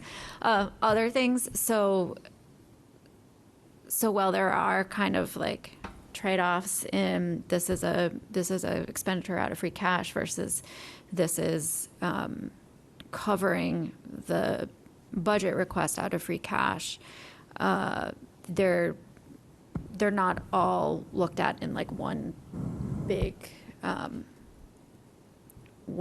vote. Unified pot is I think where you're going with this. There's not one big unified pot. Everything's kind of done in silos to some extent. I hope I didn't suggest that. No. It's Suggesting just when a community member, whatever pot you guys decided, I shouldn't say decide, whatever pot it comes from, the community member looks at their tax bill. Which is one bill, right? If their tax bill didn't go up because of the high school gym that came out of the capital stabilization, right? And if that doesn't happen, I might be more likely to vote for an override. That's what I'm trying to say. The high school gym did not come out of taxes. The high school gym, well, nuance it did. There was $900,000 in overlay funds that are acquired over time from the assessors. But the way that the high school gym was covered and paid for was out of free cash. So it was money that the town already held in the savings bank, essentially, that then they used to pay for the project on the high school gym. It wasn't an assessment on the levy. Yeah. The tax levy. Yeah. Yeah, fair enough. I think And the last thing I'll say, because I think we'll move on, but the most complicated thing, right, is this whole idea of, how we manage, how we fiscally steward the town, right? And so I would say that Winchester is unusual in that we've maintained a AAA rating with Moody's over a period of time. We're really the only community outside of, cities like Cambridge or large towns like Brookline, right, that's done this. I think the only other town that's in the same boat with us is Hingham, but it essentially has required us to maintain a very large amount of free cash in reserve, right? And so, I think there's been a tremendous amount of debate among elected officials and appointed folks on finance committee about, sort of how the best way to manage that is, right? Not every community has committed to maintaining the level of free cash that we have, but it's something that's been voted on by the community. And so, I think if we all were given some truth serum right now and forced to say, what do you actually feel about the posture, I think it would be an interesting conversation at town meeting, right? Because I think there's just been, this is the way it's been done, right? Are there different ways in which we could potentially manage that at a lower bond rating? I mean, these are all things that, are certainly considerable. You could put them under consideration, but we've decided, we vote as a town to continue with the posture that we have. And so that's how we manage things. So, thank you. Thank you very much for coming out, for all you do for our kids too. I'm not leaving. I'm just going to. Great. I don't know exactly in what order you all were hoping to speak, but yeah, maybe we can go over. Maybe can we do 1, 2, 3, 4, 5? Is that okay? And Ms. Conti can bring up the caboose. Hi, Right. My name is Lainey Zamor. I'm an Ambrose parent. And I have a few requests. So the first, I was in the first I want to say thank you all for having this forum. This is awesome. I was just hopping between the finance committee meeting and here, and it really sounded a little very discouraging in terms of kind of where they're leaning. And so I guess my request from you all would be that 3.8% budget. A lot of us are working to reach out to town meeting members and really advocate for the 5% budget, but it would be a lot easier for us to do it if we could understand what the delta is. And we've seen all these charts of what the 5% budget looks like, but actually what does the 3.8% budget look like? It's 800,000 approximately. Sure, but more than the numbers, what does that look like in terms of roles? Not good. Pardon? Not good. No, sure, but I think that if we really want to make the case to town meeting members, and I think the financial committee is going to come into town meeting, and a lot of them are going to be saying, hey, we need to project this. We can't dip into free cash more than we already are. And so we need to be able to come back and say, this is what the $800,000 actually means. I think that would be really meaningful in terms of advocating to town meeting. And then the second request is that I think some creative suggestions have been made in the tri-board meeting, and I'd love to hear some, or not tonight, but I'd love to see some serious consideration of some things like fundraising. I know that we don't want outside organizations to cover things like teacher salaries, but there are, there's the literacy curriculum, which a lot of it is a one-time cost. There are things where I think there are a lot of people who are eager to help, and it seems like we could there's a lot of momentum right now, at least among parents, and I think, I don't know, I would like to understand what the timing of that would make sense. Should it be happening before town meeting so we can go in and say, hey, look, we raised this much, and so you can give us this much more? Should it be after town meeting once we see what passes or failed? But I'd like to have that be seriously considered. And then the final thing I'll ask is kind of the previous, oh, he's gone, but the man who just spoke was... He's still here. He's just in the back. Yeah, he was, sorry, I didn't catch your name, but you can't come back up. He was just asking for or part of what he was asking for was this really transparency in what everything, we've turned over every stone. And I think, a lot of us have been talking about the K through 5 versus high school, and I think that the answers have been kind of high level, oh, high school's over-enrolled, but as much as possible, if we could actually see, okay, we're losing the 2.5 elementary math specialists. There's been questions, I know Mr. Belair on the April 9th meeting, and then a lot of the public commenters in the April 9th and 14th meeting have been talking about, hey, what about high school electives? What about that? As much as possible, kind of really showing the public that every stone has been turned in the high school, rather than just saying like high school's over enrolled, we're not going to look there, which is kind of the vibe that I've been getting. I think that would be really meaningful in terms of like building trust. So those are my 3 points. Thank you so much, and that's Thank it. you, Lane. Can I actually? So I just want to make a point. So one of the things that's interesting to me is that we've kind of had to do these processes in parallel. And so one of the major things that the budget subcommittee has actually been doing is looking at athletic fees, which is going to almost exclusively, it does exclusively impact our high school students. And so there's a I just want to say this is not 100% a response to your question, but because tonight will be the first night we've discussed this at the table as a full group. But the budget subcommittee has been working on fees for, it's like 3 meetings since the override failed, and then for like years before. So I've only been on the committee for 2 and a bit years now. But one of the things that's challenging is that the 5% budget already assumes that we cover the $320,000 deficit we have in the athletics budget for the high school. So our choices essentially are to either close that through additional fees that are levied on families, or to cut programs. And so there will be, obviously it's not at all equivalent to instructional core activities. I don't mean to suggest that, but there is going to be an impact on our secondary families in a pretty significant way for those that participate in sports. Because I think this committee is going to have to decide, and I'm not going to presage what that discussion looks like. But for my own sake, I think what I hear from the community is that there's not a desire to cut programming in a massive way.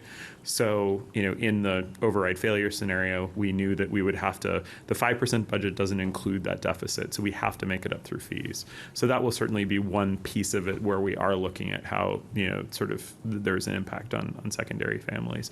It doesn't address necessarily what you're saying, but I just want to put it out there that's being actively considered. We're going to discuss it hopefully later tonight. So, thanks. And regarding the fundraising piece, just as a gut check, like, is there openness to, my understanding is that the ask has to come from the school committee. Like, is there openness to that, and is that something that's being considered as one piece of this puzzle? We were just at WIFI yesterday, having the conversation like we always do, because they're one of our closest partners in the community. And all of our parent associations, we're always connected with them as well. And we go to their meetings to hear their needs and to support them, and they are there to support us as well. As one of our consent agenda items was a donation from a PTO. We are heavily dependent, almost to a fault, to a lot of these outside organizations. I think what Sorry, go ahead. Yeah, no, go for it. No, I was just going to say what Ms. Van der Vrede, the executive director of WIFI, told us last week. She. Oh, hi. Do you want to come in? I'm just going to put words in your mouth instead. You were hiding back there. Do you want to reiterate because you actually came to our virtual meeting on Tuesday and made a very succinct public comment. So maybe it's worth reiterating that for those that may not have heard that public comment. Just I did not Dr. realize Chair, you were hiding back there. Dr. Yes. Chair, if we could just be mindful that we still have a budget discussion, know. and the custodians will kick us out. Yeah. Okay, They'll shut the lights off on us. Yeah. So, I will just be very brief. WIFI is working, and we're meeting as a board and looking at what we can do. We have very strict guidelines about what we raise money for and how we distribute that money that we have to follow, or we lose our nonprofit status. So we have to be very mindful about what we're doing. We are very aware that there is a budget crisis, and we talked quite long last night about how we look at this and how we raise money. The decision of the board is that we're just going to keep working, and we're going to talk about all our fundraising opportunities. But this budget crisis is not what we are here for. We are here to do extraordinary things, things beyond a normal, typical budget. Obviously, those things can't happen if the budget is not met. We can't be doing other things on top of that. But we are here. We are happy to take any donations you have at any point, and they will go directly. Everything we raise goes back to the schools. We only donate to Winchester Public Schools. So we're here. We're working. It's like tens of thousands of dollars. A typical year is $150,000 to $200,000. that we give back to the public schools, over $6 million. And it comes in the form of author fests and professional development opportunities and enrichment activities equitably across all the schools.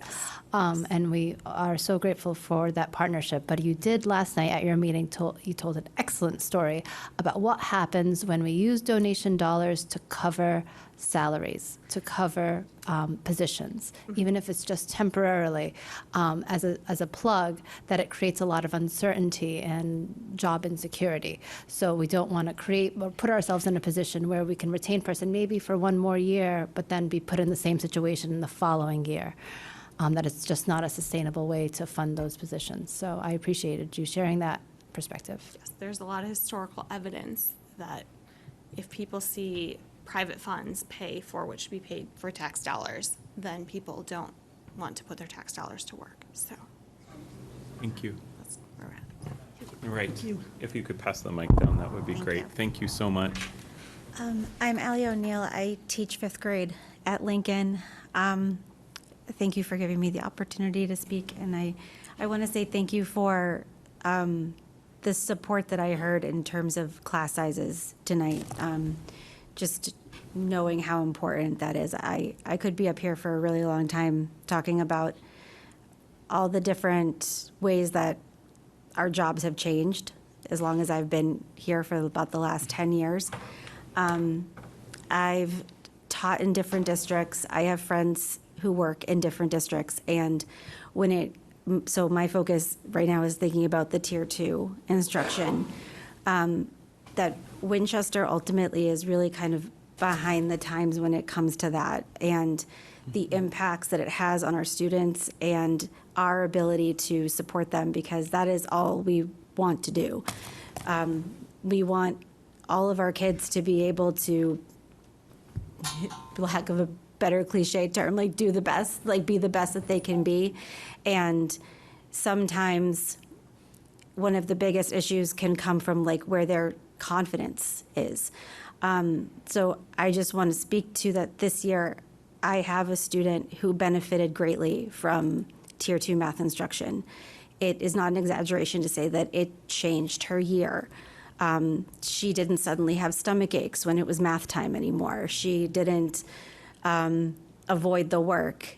She showed up early to school 3 days a week so she could be there on time for her 8 o'clock appointment with our math interventionist. And losing that is heartbreaking to us because of the impact that I saw it from one student, but as a fifth grade teacher, we've seen a pattern over the last several years that more and more kids who are older who have struggled over the years. We talk about over-identifying students and how that probably wouldn't happen if we had the Tier 2 supports that we should be having in the earlier grades. And so there are kids that the only options that we have left is to do some, a special education evaluation process and see where it takes us.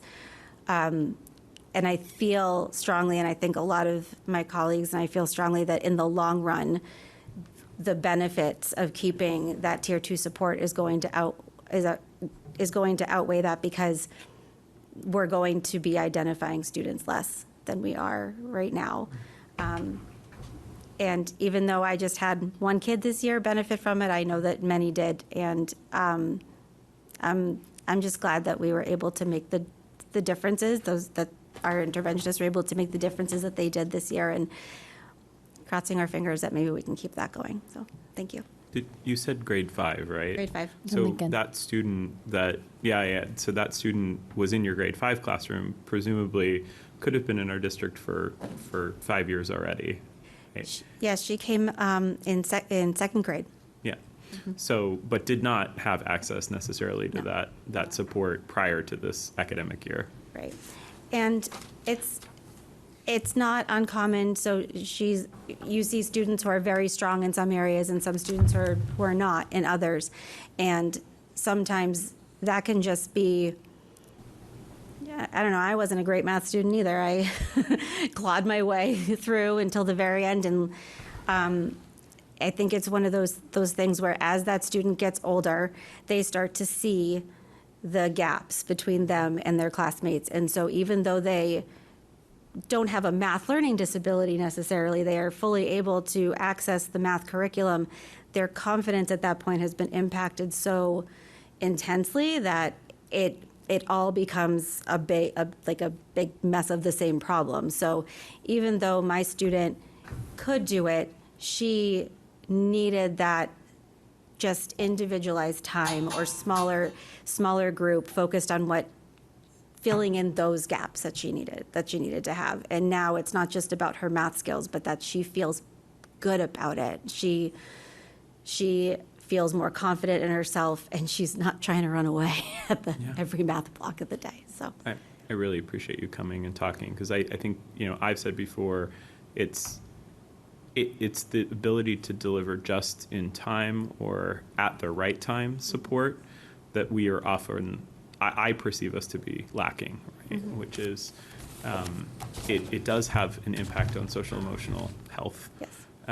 And I think, at the point, I just want to put a really fine point on the point that I was trying to make, because you said it very eloquently, but you're also a grade 5 teacher, and so I can assume that if that student's been in the Winchester Public Schools since grade 2, she also would have benefited from it in grade 2, grade 3, grade 4, and maybe it would have been less of a social emotional situation. It would have been the behavior that you observed in your classroom would have been mitigated to some extent with more consistent and earlier targeted support. Yes, exactly. And I think the beauty of Tier 2 is that you can go in and out of the program because you're assessed periodically. And so, they're meeting the standard, that's great. And then if they're assessed again, they need small group instruction again. And then they can go back with interventionists, that it's a fluid system that allows to catch children when they need that targeted assistance. Yes, and I think that I'm sorry, it's the last thing I'll say. I know we're running on a long time, but I think that there's a misconception out there that removing a child from the classroom is what's going to be the detriment to them. Sure, some kids, don't like it necessarily, but I feel like it's so much a part of our culture now. Like, it doesn't look strange when another adult comes in the room and takes their group, because it's just kind of what we live in all the time. So this idea of I feel that the impacts social emotionally for a child is worse when they're not necessarily pulled out of the environment just for a short period of time to be able to get that instruction that they may need.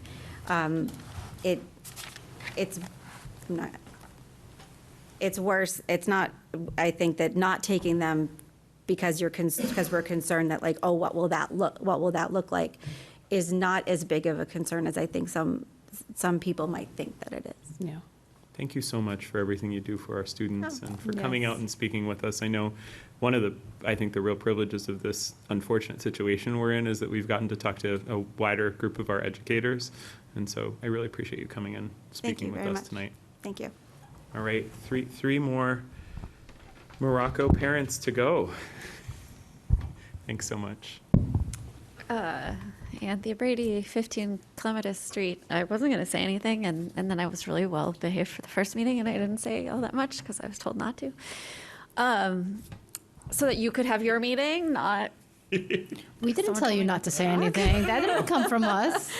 I will. I really appreciate the statement about the math interventionist. I stood up at the last Springtown meeting, and I really did a quick numbers on math interventionists to say this is how many kids we have in K-5, and conceivably this is how many kids are going to be receiving services in some way, shape, or form, because they could be in Tier 2 with math, and the impact on those 2.5 math specialists is pretty large in terms of where they're actually going and how many students they could expect to interact with, and how that is going to sort of keep kids from being potentially misidentified. That is my, many, many years of working in education and being involved with MTSS back when it was RTI from the federal side of things.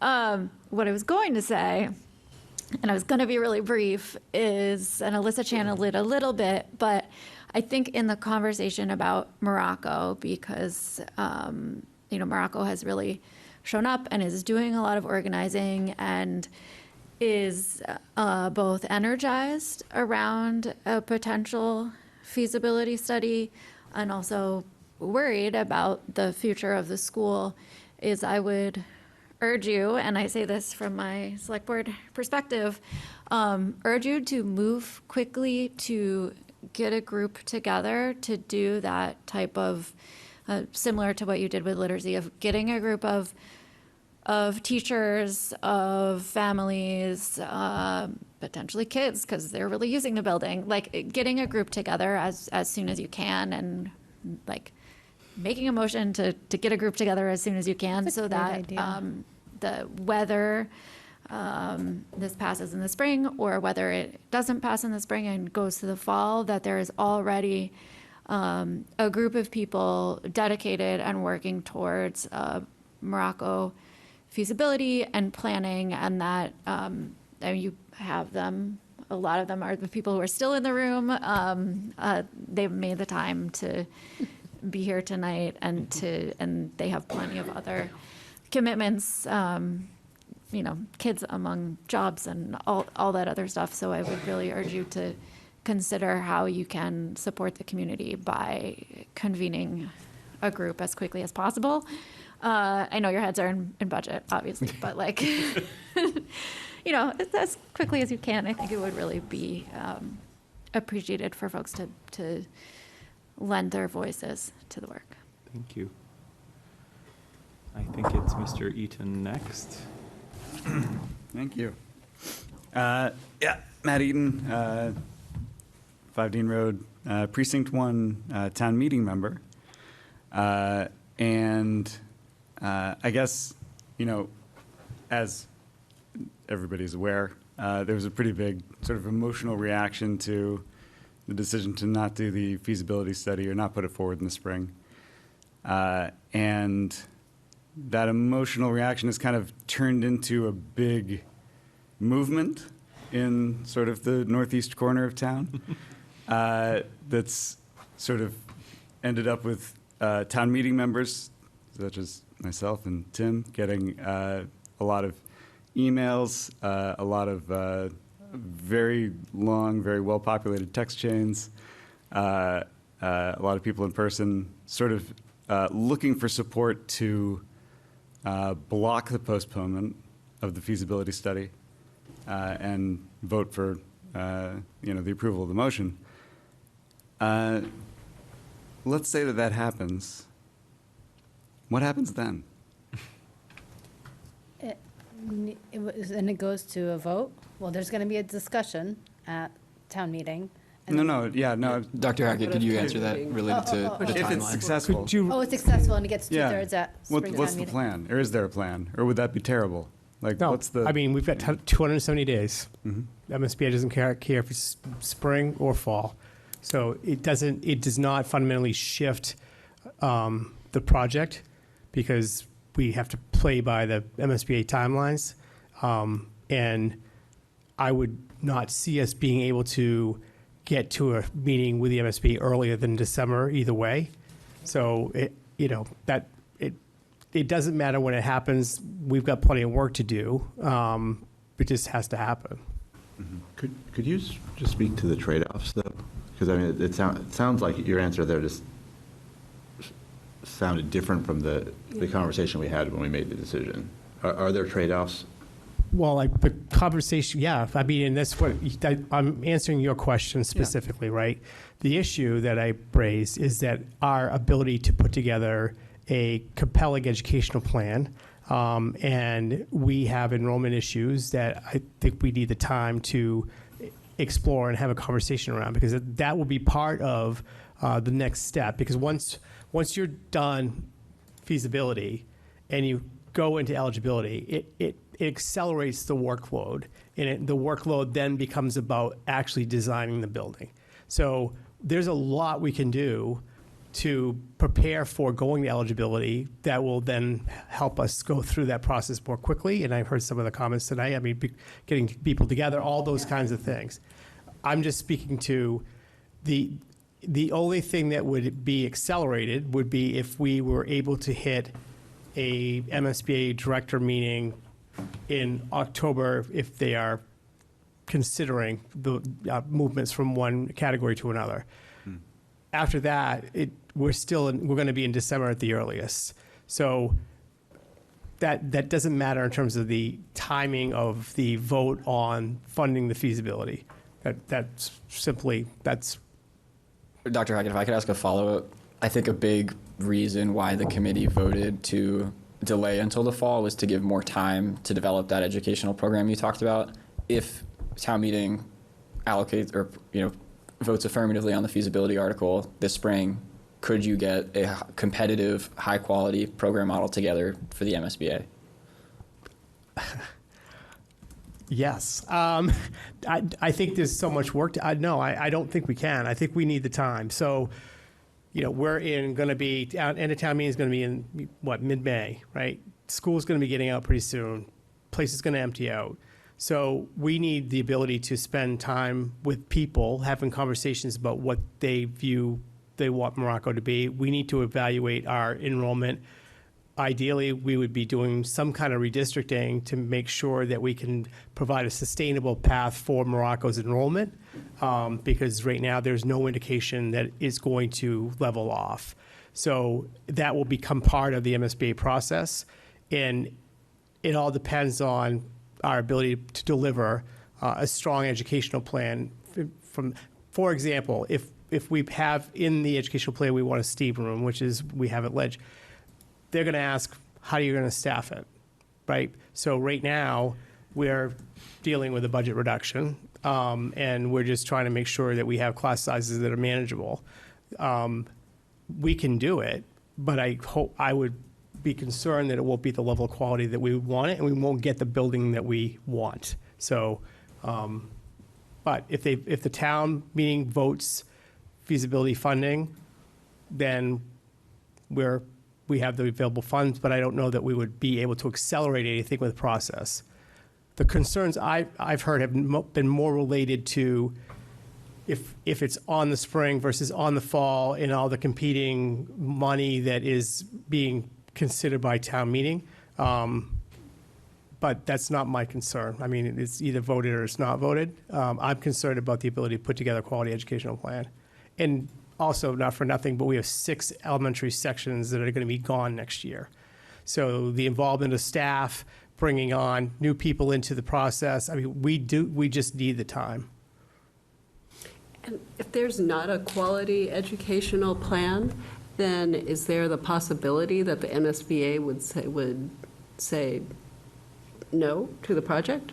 Or I don't know how much they would judge the quality, but they're gonna allocate the spaces based on what we have in that ed plan. And so then there's the possibility that it wouldn't be they want to partner with us, but it wouldn't be potentially the kind of building that we would like to see Correct. I mean, they going might send us forward. back. We go through a draft, redraft process. So the ed plan, for example, one of the components of the ed plan is you talk about your current space, what the issues are with the current space for the programs that you're delivering. Then you talk about what you'd like for a space, and more importantly, what are you going to do with the program? So we've got to be able to answer that second piece. Like, if we're going to ask for a STEAM room, what does that mean? Do we have a curriculum around that? Who's going to staff it? Those questions are part of that. This is our vision for what we want to see, which is what the MSBA will work from. Can I just, so I want to just say what was going on inside my head. This is a very personal comment. While we were voting last week, I completely hear the concerns that Dr. Hackett and the majority members of the committee had. Obviously, I have a personal interest in this, right? So it makes it hard. I happen to be sitting in the chair at this point, but I'm also a parent.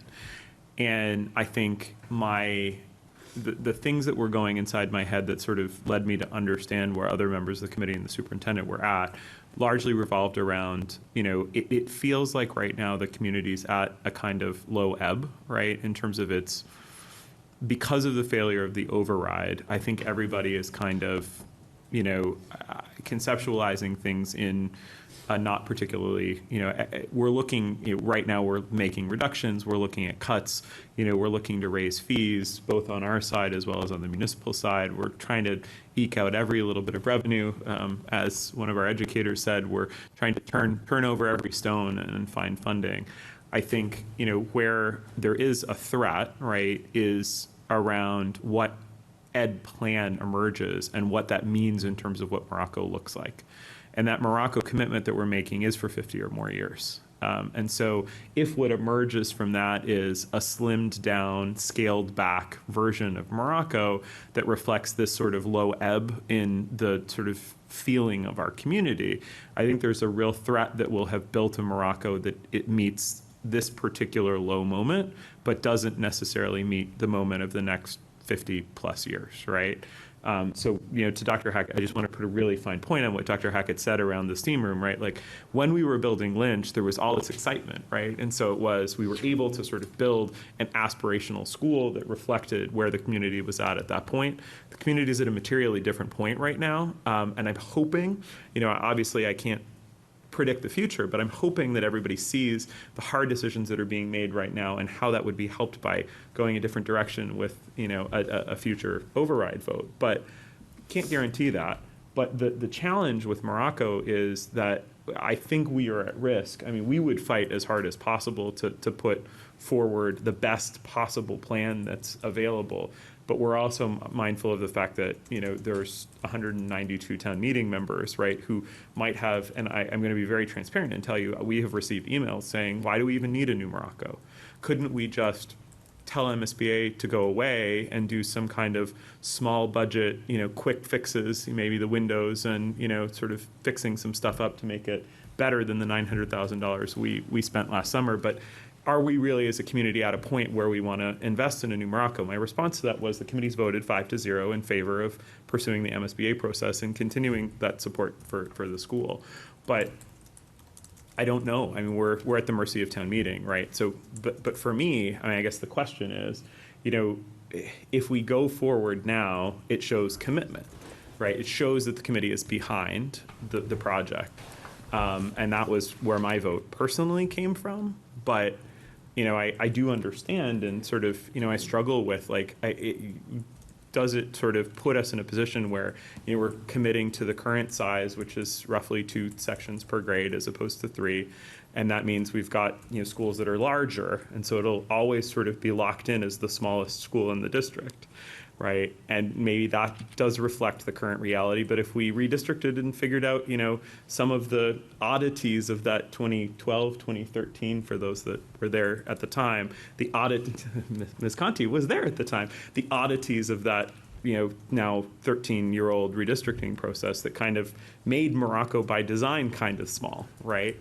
Because we were at this massive explosion in the population of students. And so it was a smaller building, so it was kind of districted to be small. Well, that redistricting process doesn't really fit Winchester as it exists today. Mm-hmm. So, that's just so that where I struggled around this. It was, I very clearly want to support the community that my family is a member of. And that's why I voted the way I did. But that was, I'll grant that was more of an emotional, personal, it was because it resonated with me personally, but stepping back, I do see the sort of potential threats to make it the one small, unusually small school that could be the output of where the community's at right now. Does that make sense? Because that's because I struggle. I want the commitment. I want to know and have that yes vote and know that we're definitely getting a new school, because I've been promised that since we moved here in 2018, that it's just around the corner tomorrow, the next day, right? And that hasn't been the case. And so I want that commitment, but I also don't want us to be locked in as the sort of permanent, stepchild school. I'm a stepchild myself, so I don't want to. That totally makes sense. Except, do you think that that's something that's really going to fundamentally change by the fall? As in, that is where I struggle, right? Yeah. I don't know. But I think that maybe we'll have an opportunity to bring together a group like Select Chair Brady brought together. The idea of bringing parents and teachers and administrators together to start talking about what the vision for Morocco should be. And kind of taking a similar path to what we did with literacy, to bring all the stakeholders together, having these conversations, and being really mindful and thoughtful of the process. But I do also feel like we do need distance from this failed override. I think it took a lot of us by surprise, and right now we're really just scrambling to keep the lights on with, and in terms of, I do feel like we just need to buy time, that to also not just create community engagement, but community buy-in across town. And I also Sorry, think pause with- for just 1 second. Oh, yeah. Since you've been so patient and silent, I feel bad that I didn't actually call on you earlier. Is there anything, I apologize, Ms. No, go ahead. because I know you No, were no. just about to start, but if there's Yeah. anything you wanted to share from the school perspective, if you want to introduce yourself, because some Yeah. folks might not know who you are. Hi, I'm Julia. I'm a junior at the Winchester High School, and I'm also a member of the student council. And I'm a student representative of the school committee. Yeah, me and Ingo, the other student representative, were talking about like budget cuts and arts, like sports. He's involved in sports. I'm in the band, so I'm also involved in like the arts, and like I think like there's a bunch of like art programs and electives that are really popular at the high school, and I've heard like people emailing about them that would be like really dreadful for budget cuts to impact those, like art programs like Photoshop, photography, those are really popular, and like studio art and drawing and painting. Many of my friends have tried those and they really loved those, and I think they're really popular. Obviously art credits are required for graduation, so these are really important classes as high schoolers. And as for like me for music, I know how much work that we put in, and we love going on like field trips and like and going on like trips to perform for performance opportunities. So it's really important for us. And then sports, we've already discussed this before, but it is a really important part of the students' lives. It's how kids go to college. It's like how like kids can like show leadership and teamwork, obviously. So it's like it's a big part. But I understand that academics obviously goes first. But yeah, that's just something to take in consideration. Appreciate you sharing all those Can thoughts. I just ask a follow-up question, though, on that? Because you said academics go first. I'm wondering how the arts or the athletics or other things help with sort of, does it help with the balance? Yeah, Against yeah, for I know you're sure. under a lot of stress in all your academic courses. like band, and I do dance, so I don't do a school sport, but like these things, like I do obviously so many like rigorous classes, like I'm in EP Chem, like your son, so it's like it's just like it's such a nice balance, and it's also just you can exercise different parts of your brain and your body and like different skills that you can't do in a classroom, and that are just so fundamental for like growth. And for your own social, emotional development. Yeah, like we were talking about earlier, yeah. Right. Can I just Exactly. make a comment? I think you're hitting on, I am uncomfortable with what feels like the conversation that you cut the high school to do more at the elementary. 'Cause I Yeah. don't think that should be a connection at all. Yeah. And I'm just realizing now that is what's making me uncomfortable. Uh-huh. And we have a great high school, we don't have enough.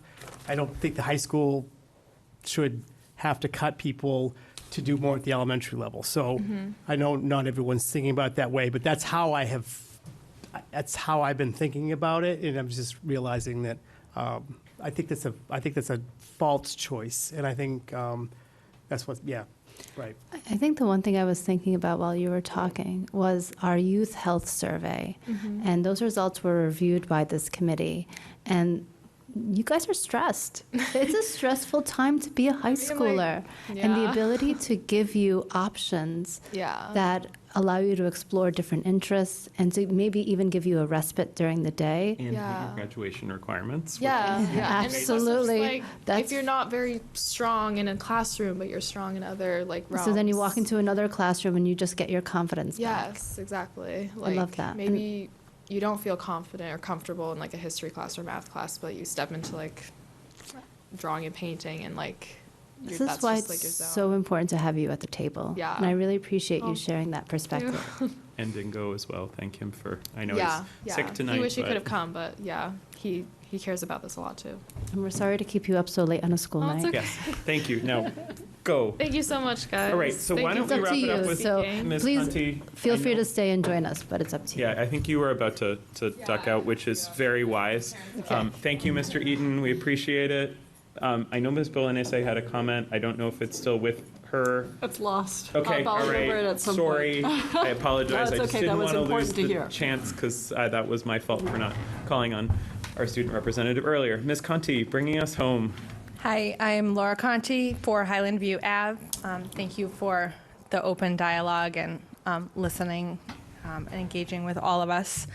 I will be very brief. I kind of last minute decided to come up and take the caboose here, so I didn't prepare remarks, but I was just thinking tonight, I've been thinking a lot over the past couple of weeks, but just about how important and impactful those math specialists are at the elementary level. And I know there are no easy choices. You have difficult decisions ahead of you, but I think that is a critical piece to our elementary program and to follow up on. I can't say it any better than, was it Miss O'Neill from said it, but my kids, I saw both have had extra help with the literacy specialists, and it's a game changer for kids that will follow them. So I hope that you can keep that in mind as you make the hard choices, and I hope there's some way to keep what we worked so hard to get this year. Thank you. Thank you. I appreciate that. I think we are at a very late hour, but I do want to take a little bit of committee discussion. So that would be great. If the committee is okay and our wonderful superintendent, Absolutely. director of finance, and assistant At the pleasure of superintendents the are committee. willing, I would suggest that we set a target of adjourning no later than 10, which is 20 minutes from now. Is everybody okay with that? I would appreciate the opportunity to have a little bit more time, given all the decisions we have to talk through. But I understand that it's late. Okay, let's see how it unfolds. start and see how we do. Let's see how it unfolds. Could we just go about what we're covering in this time? Are we talking about what we've just gone through, or are we First talking of all, we about need to budget Mr. sub? Marion, if you could change our slides, we need to pull up the recommendations from the budget subcommittee, Right, because so we it's have a from- couple of things that we do need to actually get your consent on based on recommendations that we made. So I'll very quickly go through this. So the budget subcommittee took a series of votes yesterday, and they are as follows. So we recommended unanimously to remove the family cap on sports fees for FY27. So formerly, we have had a max amount that a family would pay regardless of how many sports or children are participating. We recommended to remove that for FY27. And we also recommended unanimously that we should use fees to close the program deficit rather than, we did not contemplate the idea of cutting programming at Correct. this point. We didn't. So we believed that by using additional fees, we should be able to close the deficit in the budget that is not accounted for in the 5% number that this committee has voted. The budget subcommittee rather decided that we wanted to continue, so we did not make a recommendation yet on the specific per student per sport fee amount, because there were some remaining questions that we have for the business office and the athletic director around whether there are specific sports where there are higher facility rental costs outside of, so we've looked specifically at facility rental costs for hockey as well as for pool swimming. And so there were remaining questions as to whether there were other high facility cost sports that we wanted to get some feedback from the athletic director on. But we did have a general direction on our fee range increase. So we would be going from $400 to a range somewhere between $550 and $600 base fee per sport per child. Plus, we would then be considering additional facility surcharges for those high expense sports where we have to rent a costly outside facility. And the goal was to match it as closely to closing that deficit, the recommendation that we're making tonight, in an as equitable a manner as possible. And just a little asterisk to this slide, we came to these recommendations after reviewing our peer towns and what they charge for athletics in addition to, well, especially the family cap. We found that a number of our peer towns that do not charge a family cap. And on the flip side, of course, there's Bedford, which charges no fees whatsoever. So And Weston. we're definitely, And Woburn. And Woburn, which isn't necessarily Well, they're not a peer. They're our neighbor and our But rival. But like in they're terms next of like door. comparable, like in Agreed. terms of like commercial base and. Yes. So, Mr. Marin, if you could go, I think there's a couple more. So for the transportation fees, we recommended, so Mr. Marin presented a table with increased fees for FY27 that he proposed. It's roughly a 10% increase year over year, and the subcommittee voted to accept that recommendation from Mr. Marin.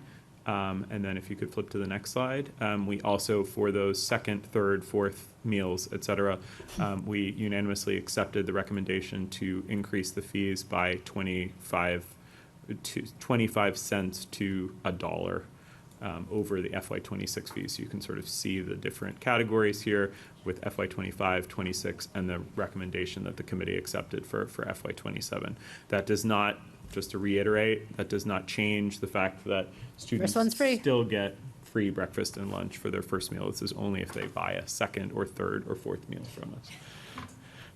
I was shocked. They do, Having apparently in the elementary high school, they I was have- shocked at how common this is. I know, I was We have high school students, and they will eat as much, just Yes. guaranteed. And you'll find that the meal that they're given for free is only a quarter of their meal. Correct. And so for them to get a full meal. There's a very popular Instagram account that highlights each the meals and portions. Definitely worth checking out.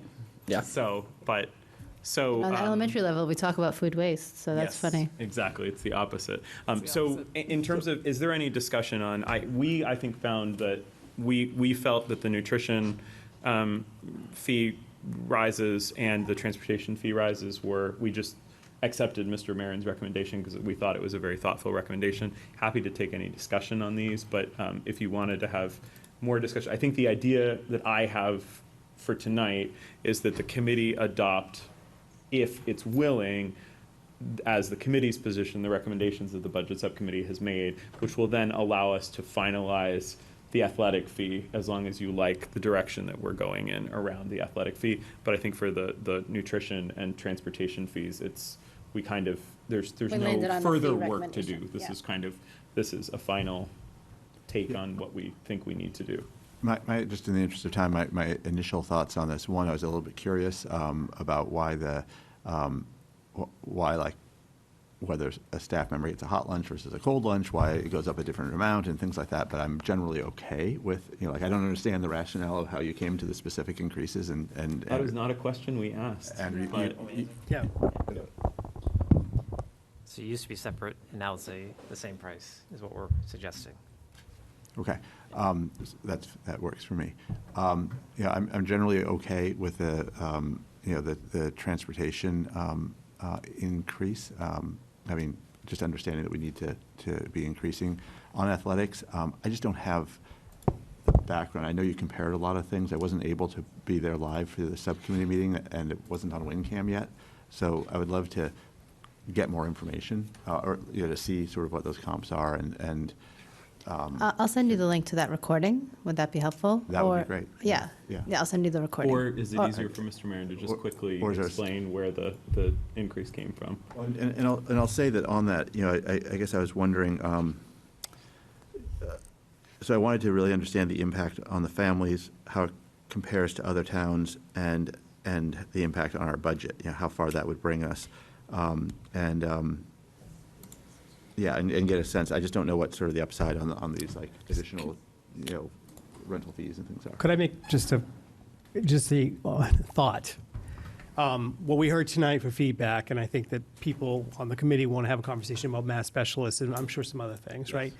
We've committed to a 5% budget, right?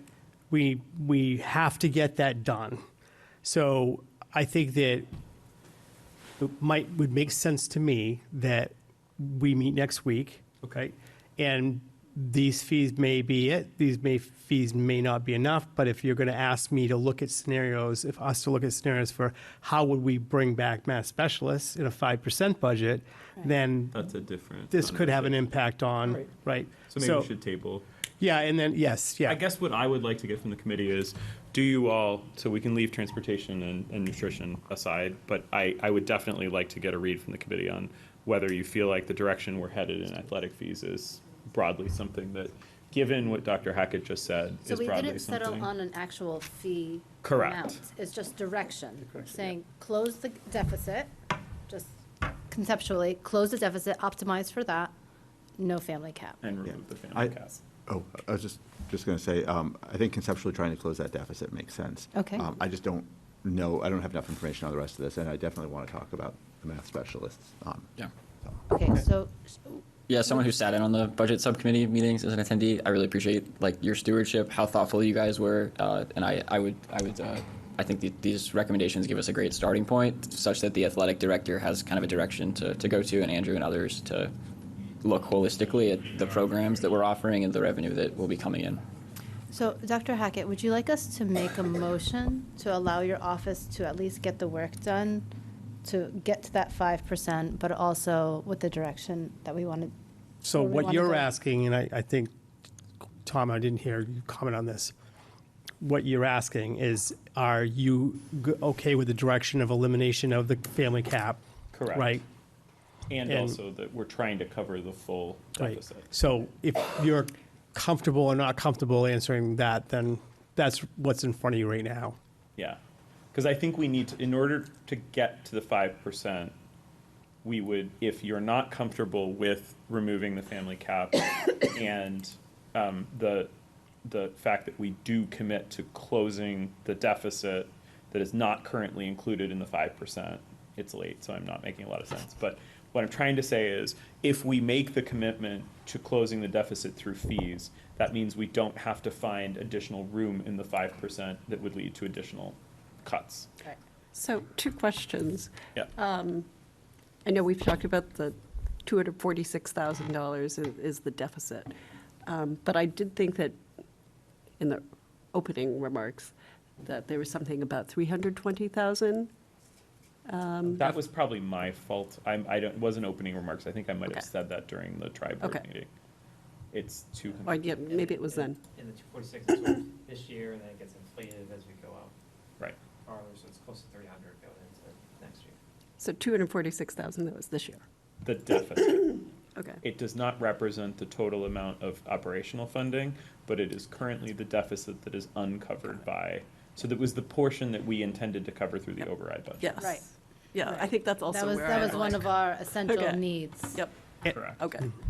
And then the other thing is, with the notes that are here, and with the, so you're saying that the specific per sport athletic fee isn't particularly decided yet? So my Or goal. is that what is No, what's so there it would going be- to cover the So 246,000? Mr. Marin presented a range of options to us. My and Ms. Minyarji's hope that we would be able to lower the base fee to the lowest point feasible, given the facility surcharges that we're still investigating. Facility surcharges are still being investigated? Correct. Okay. So it's, alrighty. the more that we can get a handle on the actual facility surcharges that cost the district, the budget, a larger amount of money, then we can lower the overall base fee, right? And attribute more of that to the facility surcharge fees. And that was my hope, right? But I think what we said was, it's a range right now, so going from 400 to a range between 550 and 600, depending on what we find around facility surcharge fees. But the And then with objective the- was to eliminate the deficit. Yeah. Correct. The whole Yeah, yeah. exercise was to Which eliminate I'm this deficit. generally in support of as well. And then just with the, oh dear, am I losing the question again? Well, one more thing, that it's with the caveat that we're also not cutting programs, so keeping. Correct. Which So I we think would is keep very programs. important. all of the programs. And, yeah, and it'd be, yeah. So with And that so if being- any programs that have low enrollment, we would have to consider perhaps cutting. So I'm going to guarantee you, if you want me to go back and find $320,000 to reinstate math Yes, specialists, please. that isn't even close to the problem you're going to be trying to solve. Okay. So I think if we get direction on family cap gone, but Yep. I think the 246 is not going to be the number. Okay, got it. So, because there's not a lot of places to go. And Right. I'm not saying that to gut the athletics program, obviously, but. But we know there are other It's a series operational of bad, costs. right, there's not great choices We also don't left. want to cut programs, right? This is also a way to maintain, because again, we I have a strong understand, sports right, but culture. so we wanna- 320,000 is about what we would need to bring those back, and I'm having a hard time right now coming up with exactly where we would pull that from. Got it. Okay. And especially because we're hearing that the 5% may not also happen, Right. Yeah. Yep. Okay. so. All right. And So- then I guess I was just wondering, I guess you were talking a little bit about the facilities fees that are still in flux. And I think there's been a range that we've seen from the previous budget subcommittee meeting to this budget, yesterday's budget subcommittee meeting. So is the higher range that was brought up yesterday what's being factored into covering the $246,000? I think you need to take that question up Yeah. later. Okay. Yeah. Because I don't know that that's the problem we're going to try to Okay. solve. All That's right, that's that's all, what you were right, just saying. yes, What yeah. I heard you say is that you would like us to vote on the family cap. I think you got to get that direction, that would be very helpful, Yeah. right? And then, and I'm not suggesting we've got the athletics program to put math specialists in, but I don't want to make any assumptions right now. If that's where you also want us to go and come back, then we'll do that work. Yep. Would likely provide a series of options to try to protect everything at the same time. And then I think that could be on your agenda for Thursday, if that's what we're going to do remote next week. Next week. Yep. But we've All got to right. turn around a budget pretty soon with detail. Yep. Okay. So with that, I would accept a motion around family cap. Can I say, so I'm generally open for all of these categories. I just wanted to make, just, because I think what we're voting on is you guys doing more information to come back to us. I think what you're voting on is, are you The family voting cap. as a family cap? Because there's a Right. big difference between what we raise with fees if there's no family cap versus Right. if we do. Right. Okay. I'll make a motion to accept the budget subcommittee's recommendation to eliminate the family cap for athletic fees for FY '27. I'd second that. Right. All in favor? Aye. Aye. Aye. So the motion carries unanimously. And I think we'll hold on other motions. Oh, I think okay. just one comment that didn't quite fit in, because I thought we were going to do all of these sections, but on the renting facilities piece, which again, I'm open to charging for that, but there are other facilities that, as a town, we've invested in building, our fields, our gyms, things like that, so just. We're looking into, that's the reason we're talking to the athletic director. Okay. Is just to really get to the bottom of that. And we've chosen to focus on facilities this year. We also had a robust discussion about human resource costs. But that, Like all just the because of administrative costs. the amount of time, the administrative costs and HR costs, there's not going to be enough time to get to the bottom of that this year, but I hope that we can take that up over the course of the year as well. All right. Are you both okay tabling transportation and meals? I would recommend you vote it. Okay. Okay, let's All do right. it, let's do it. In that case, I'd be happy to accept a motion around transportation fees if folks are ready to vote that. Yeah. Sure, I'll make a motion. All right. Somebody? Second. Okay. You got it. All right. So motioned by Mr. Hopcroft, seconded by Mr. Belair. All in favor of accepting Aye. transportation fees? That's unanimous. Let's do nutrition And then too. nutrition? Yeah. So moved. So moved. Okay. Second. Second. All in favor of accepting the committee recommendation on Aye. nutrition? Aye. Great. All right. Thank you both. Thanks. Appreciate it. All right. So let's move on to Okay. talking about math It's specialists. done here. All right. So can you find us a math specialist? So I will, Math sorry, interventionists. we will go Math back. interventionists. We will go back and, yeah, specifically math interventionists, or we may just go back and say, if we had to find money, $500,000. Yep. For whatever it is that we decide you want to do, this is what we would be recommending. Yeah. Yeah. And, I mean, this is the one really substantive area. You know, all the other areas you've talked about are enrollment-based, et cetera. This is. I mean, there's no argument that everyone wants tier two, and I just remind everyone that's what the override was about, right? Yeah. So, and that didn't go, and I just worry about the sustainability of bringing back positions that. Could be compromised in FY '28. Exactly, right. Although I would Without say- an override. Although I would say we just got those positions, and so it's not bringing them back yet. It's But we just also had a it's hanging dean- on to them for one more year. So are we, But we are also we, had a dean of Yes, student yep. services. Let's not do this tonight, if we could, please. no, save but it. so I just want to be clear. So if we are making a request of the superintendent, is it to maintain our current level of math specialists? How I'd like to think about it is, let's save the discussion for that next week. We'll identify ways to get to another $500,000 worth of reductions Got it, in okay. 5%. All right. Great. And I think just specifically, I would be interested in a 5.0 FTE math interventionist option as part of, like, if the 500,000 number And we'll identify is 600,000. great. Thank you. Yep. Okay. Yeah, because right now it's at 2.5. Yes. And so what would be eliminated under the currently considered 5% budget is eliminating the 2.5. And so I guess what it sounds like is that we'd like to look at a 2.5 scenario and a 5.0 scenario. Right. And I also would say that if we just, we've worked really hard to get notifications out to everybody about what the impact of this is right now. So I also don't want to give false hope that we're going to do a recall for math specialists at this point either. Right. So Yeah. just to keep that in mind. Yes. Yeah. Yep. I appreciate all of your hard work, and I'm sorry absolutely. that No, we've been it's- giving you've- feedback. you've been and very supportive. This could have come sooner, and I apologize for that, but appreciate the great work you're doing. No to worries at all. No, this has been work with us. kind of a lot in 3 weeks, so 4 weeks. But Are there other areas that we want to discuss tonight regarding the new budget information that came tonight, or anything in the public hearing that we want in terms of preparation work for the superintendent plus Mr. Marin and the assistant superintendents for our meeting next week? Is there anything else folks want to talk about? So we're meeting on Wednesday next week, not Thursday. That is what it says, but But it says- actually, that is, I don't know, I would we probably ported You that decide over. tonight. Didn't we say Monday or Tuesday? Oh, Tuesday, because Well, Monday's a holiday. No. So here's the thing. So here's the deal for next week. How many of us are traveling next week? So 2 of 5. Okay. What days are you not available? I know yours already because we've talked about it.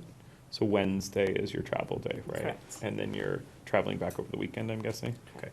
Ms. Bolognese, are there any days that you are not available? Like, just, there's no way you could make a meeting? I'll make it. Okay, all right, but, that's the spirit. okay, So, all right, might be so. on the road. I think yeah. I did your all right. reviews All right. when- 6 Absolutely. years Different ago on time the zone. road. Yeah. School committee never sleeps. Yeah, no, so let's, and so what I'm gonna do, It'd be that Wednesday, whenever, or we Oh, the We have to Wednesday's my- post my tomorrow for travel day. Wednesday. Wednesday's as soon as we could meet. Wednesday morning would work. has some preferability. correct, because Monday's a holiday, right? So Right. Wednesday's the soonest we could meet. Mornings Wednesday, would be preferable. Wednesday Depends morning. on your work schedule. I cannot do Thursday or Friday, so I will look at my work schedule for Wednesday, but Okay. I'll make it work. Is there a time on Anyway. Wednesday that you could do? 8 a.m. Okay, we can do Wasn't it. that Yeah. budget, but wasn't there some town meeting from Patty Mihalich about, it was a proposed time for 8 a.m. on Wednesday. For And I don't know where they settled. Oh, yeah, for that, okay. Let me go back and look at this. Yeah, there's this town meeting that the select board is arranging as well, which I like a think. public hearing.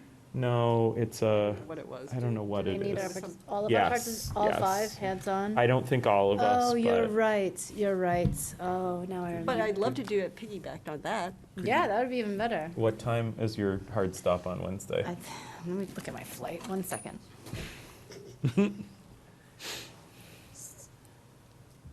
Joint FY27 budget meeting. Yeah, it is actually all of us.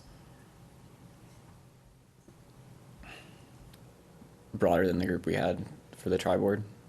No, it's it's smaller, because I don't think it's all of FinCom.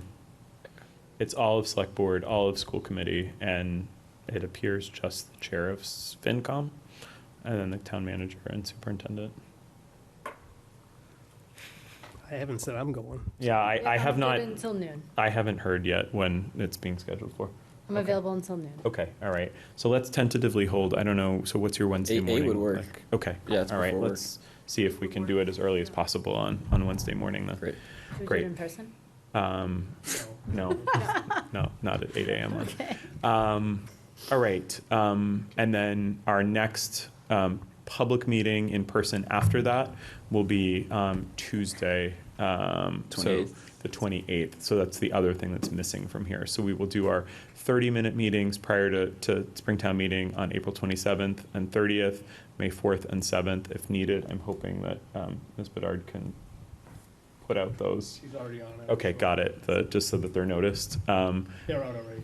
Okay, great. And then we have to figure out a budget sub meeting, but I don't think it's going to happen obviously before next Wednesday. So I don't know that you need to. I think we just got to Okay. come to the full committee at this point. okay, Yeah. got it. The timing. Every committee meeting will be a budget meeting. All right. Future agenda items, as I joke at every meeting now, are just the FY27 budget. Can I ask a question related to the town meeting article presentations? If that's something that like the chair and vice chair usually take up, or if that's something we'll discuss at a future meeting? Because I think we'll need to think about some articles in particular and As what of that right might look now, like. I'm just doing the carriage house, unless Tim. Yeah, I mean, so the only ones that I know of that we are currently scheduled to present are Article 1, which is our 5 minutes from the Yep. moderator, and he said he's going to be strict about that this year. Last year we got 10. I'm going to still see if we can push it a little bit, but he's trying to be very strict about Article 1 this year.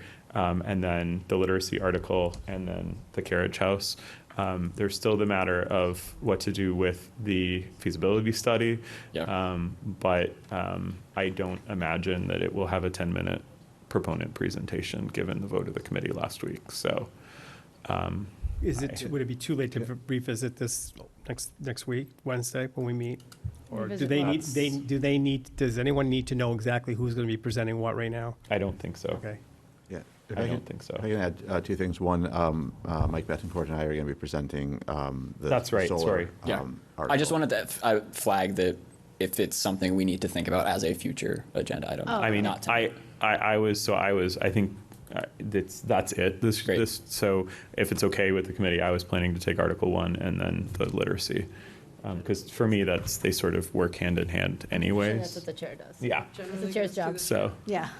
yeah. It's the chair's job. Could I, just before we end the meeting, I would love to get more information on the two scenarios of spring versus fall town meeting. I know we've taken a vote on it already, but for feasibility. For feasibility, yeah, 'cause we've talked about it a few times, but Can you be very specific about what you're looking for? Because I'm about tapped out with what I can really share with you on that. Okay. Okay. Yeah. So we can talk offline, or Let's do yeah, that. yeah. Okay. And I mean, I can come. I'm happy to come back again, but Yeah. I've shared my reason, and people, you got to decide whether or not. We'll chat. Yep. Yeah. But right now, my understanding, just to be very clear, what I've heard from the town staff is that they have removed the motion and background from the motion book, but have not replaced it with anything. So Mr. Maron's nodding is that I think that's the way I understood. Waiting for us to think about and vote on what might go into the motion book, but they've sort of blanked out the motion and background that was previously submitted based on the vote that we took last Thursday. Great. So we'll visit that at a future meeting. Yep. Great. All right. With that, I would accept a motion to adjourn. Motion to adjourn. All right. All in favor? Aye. All right. Thank you so much to everybody for sticking it out. WinCam, thanks for all your support. Good stamina out there.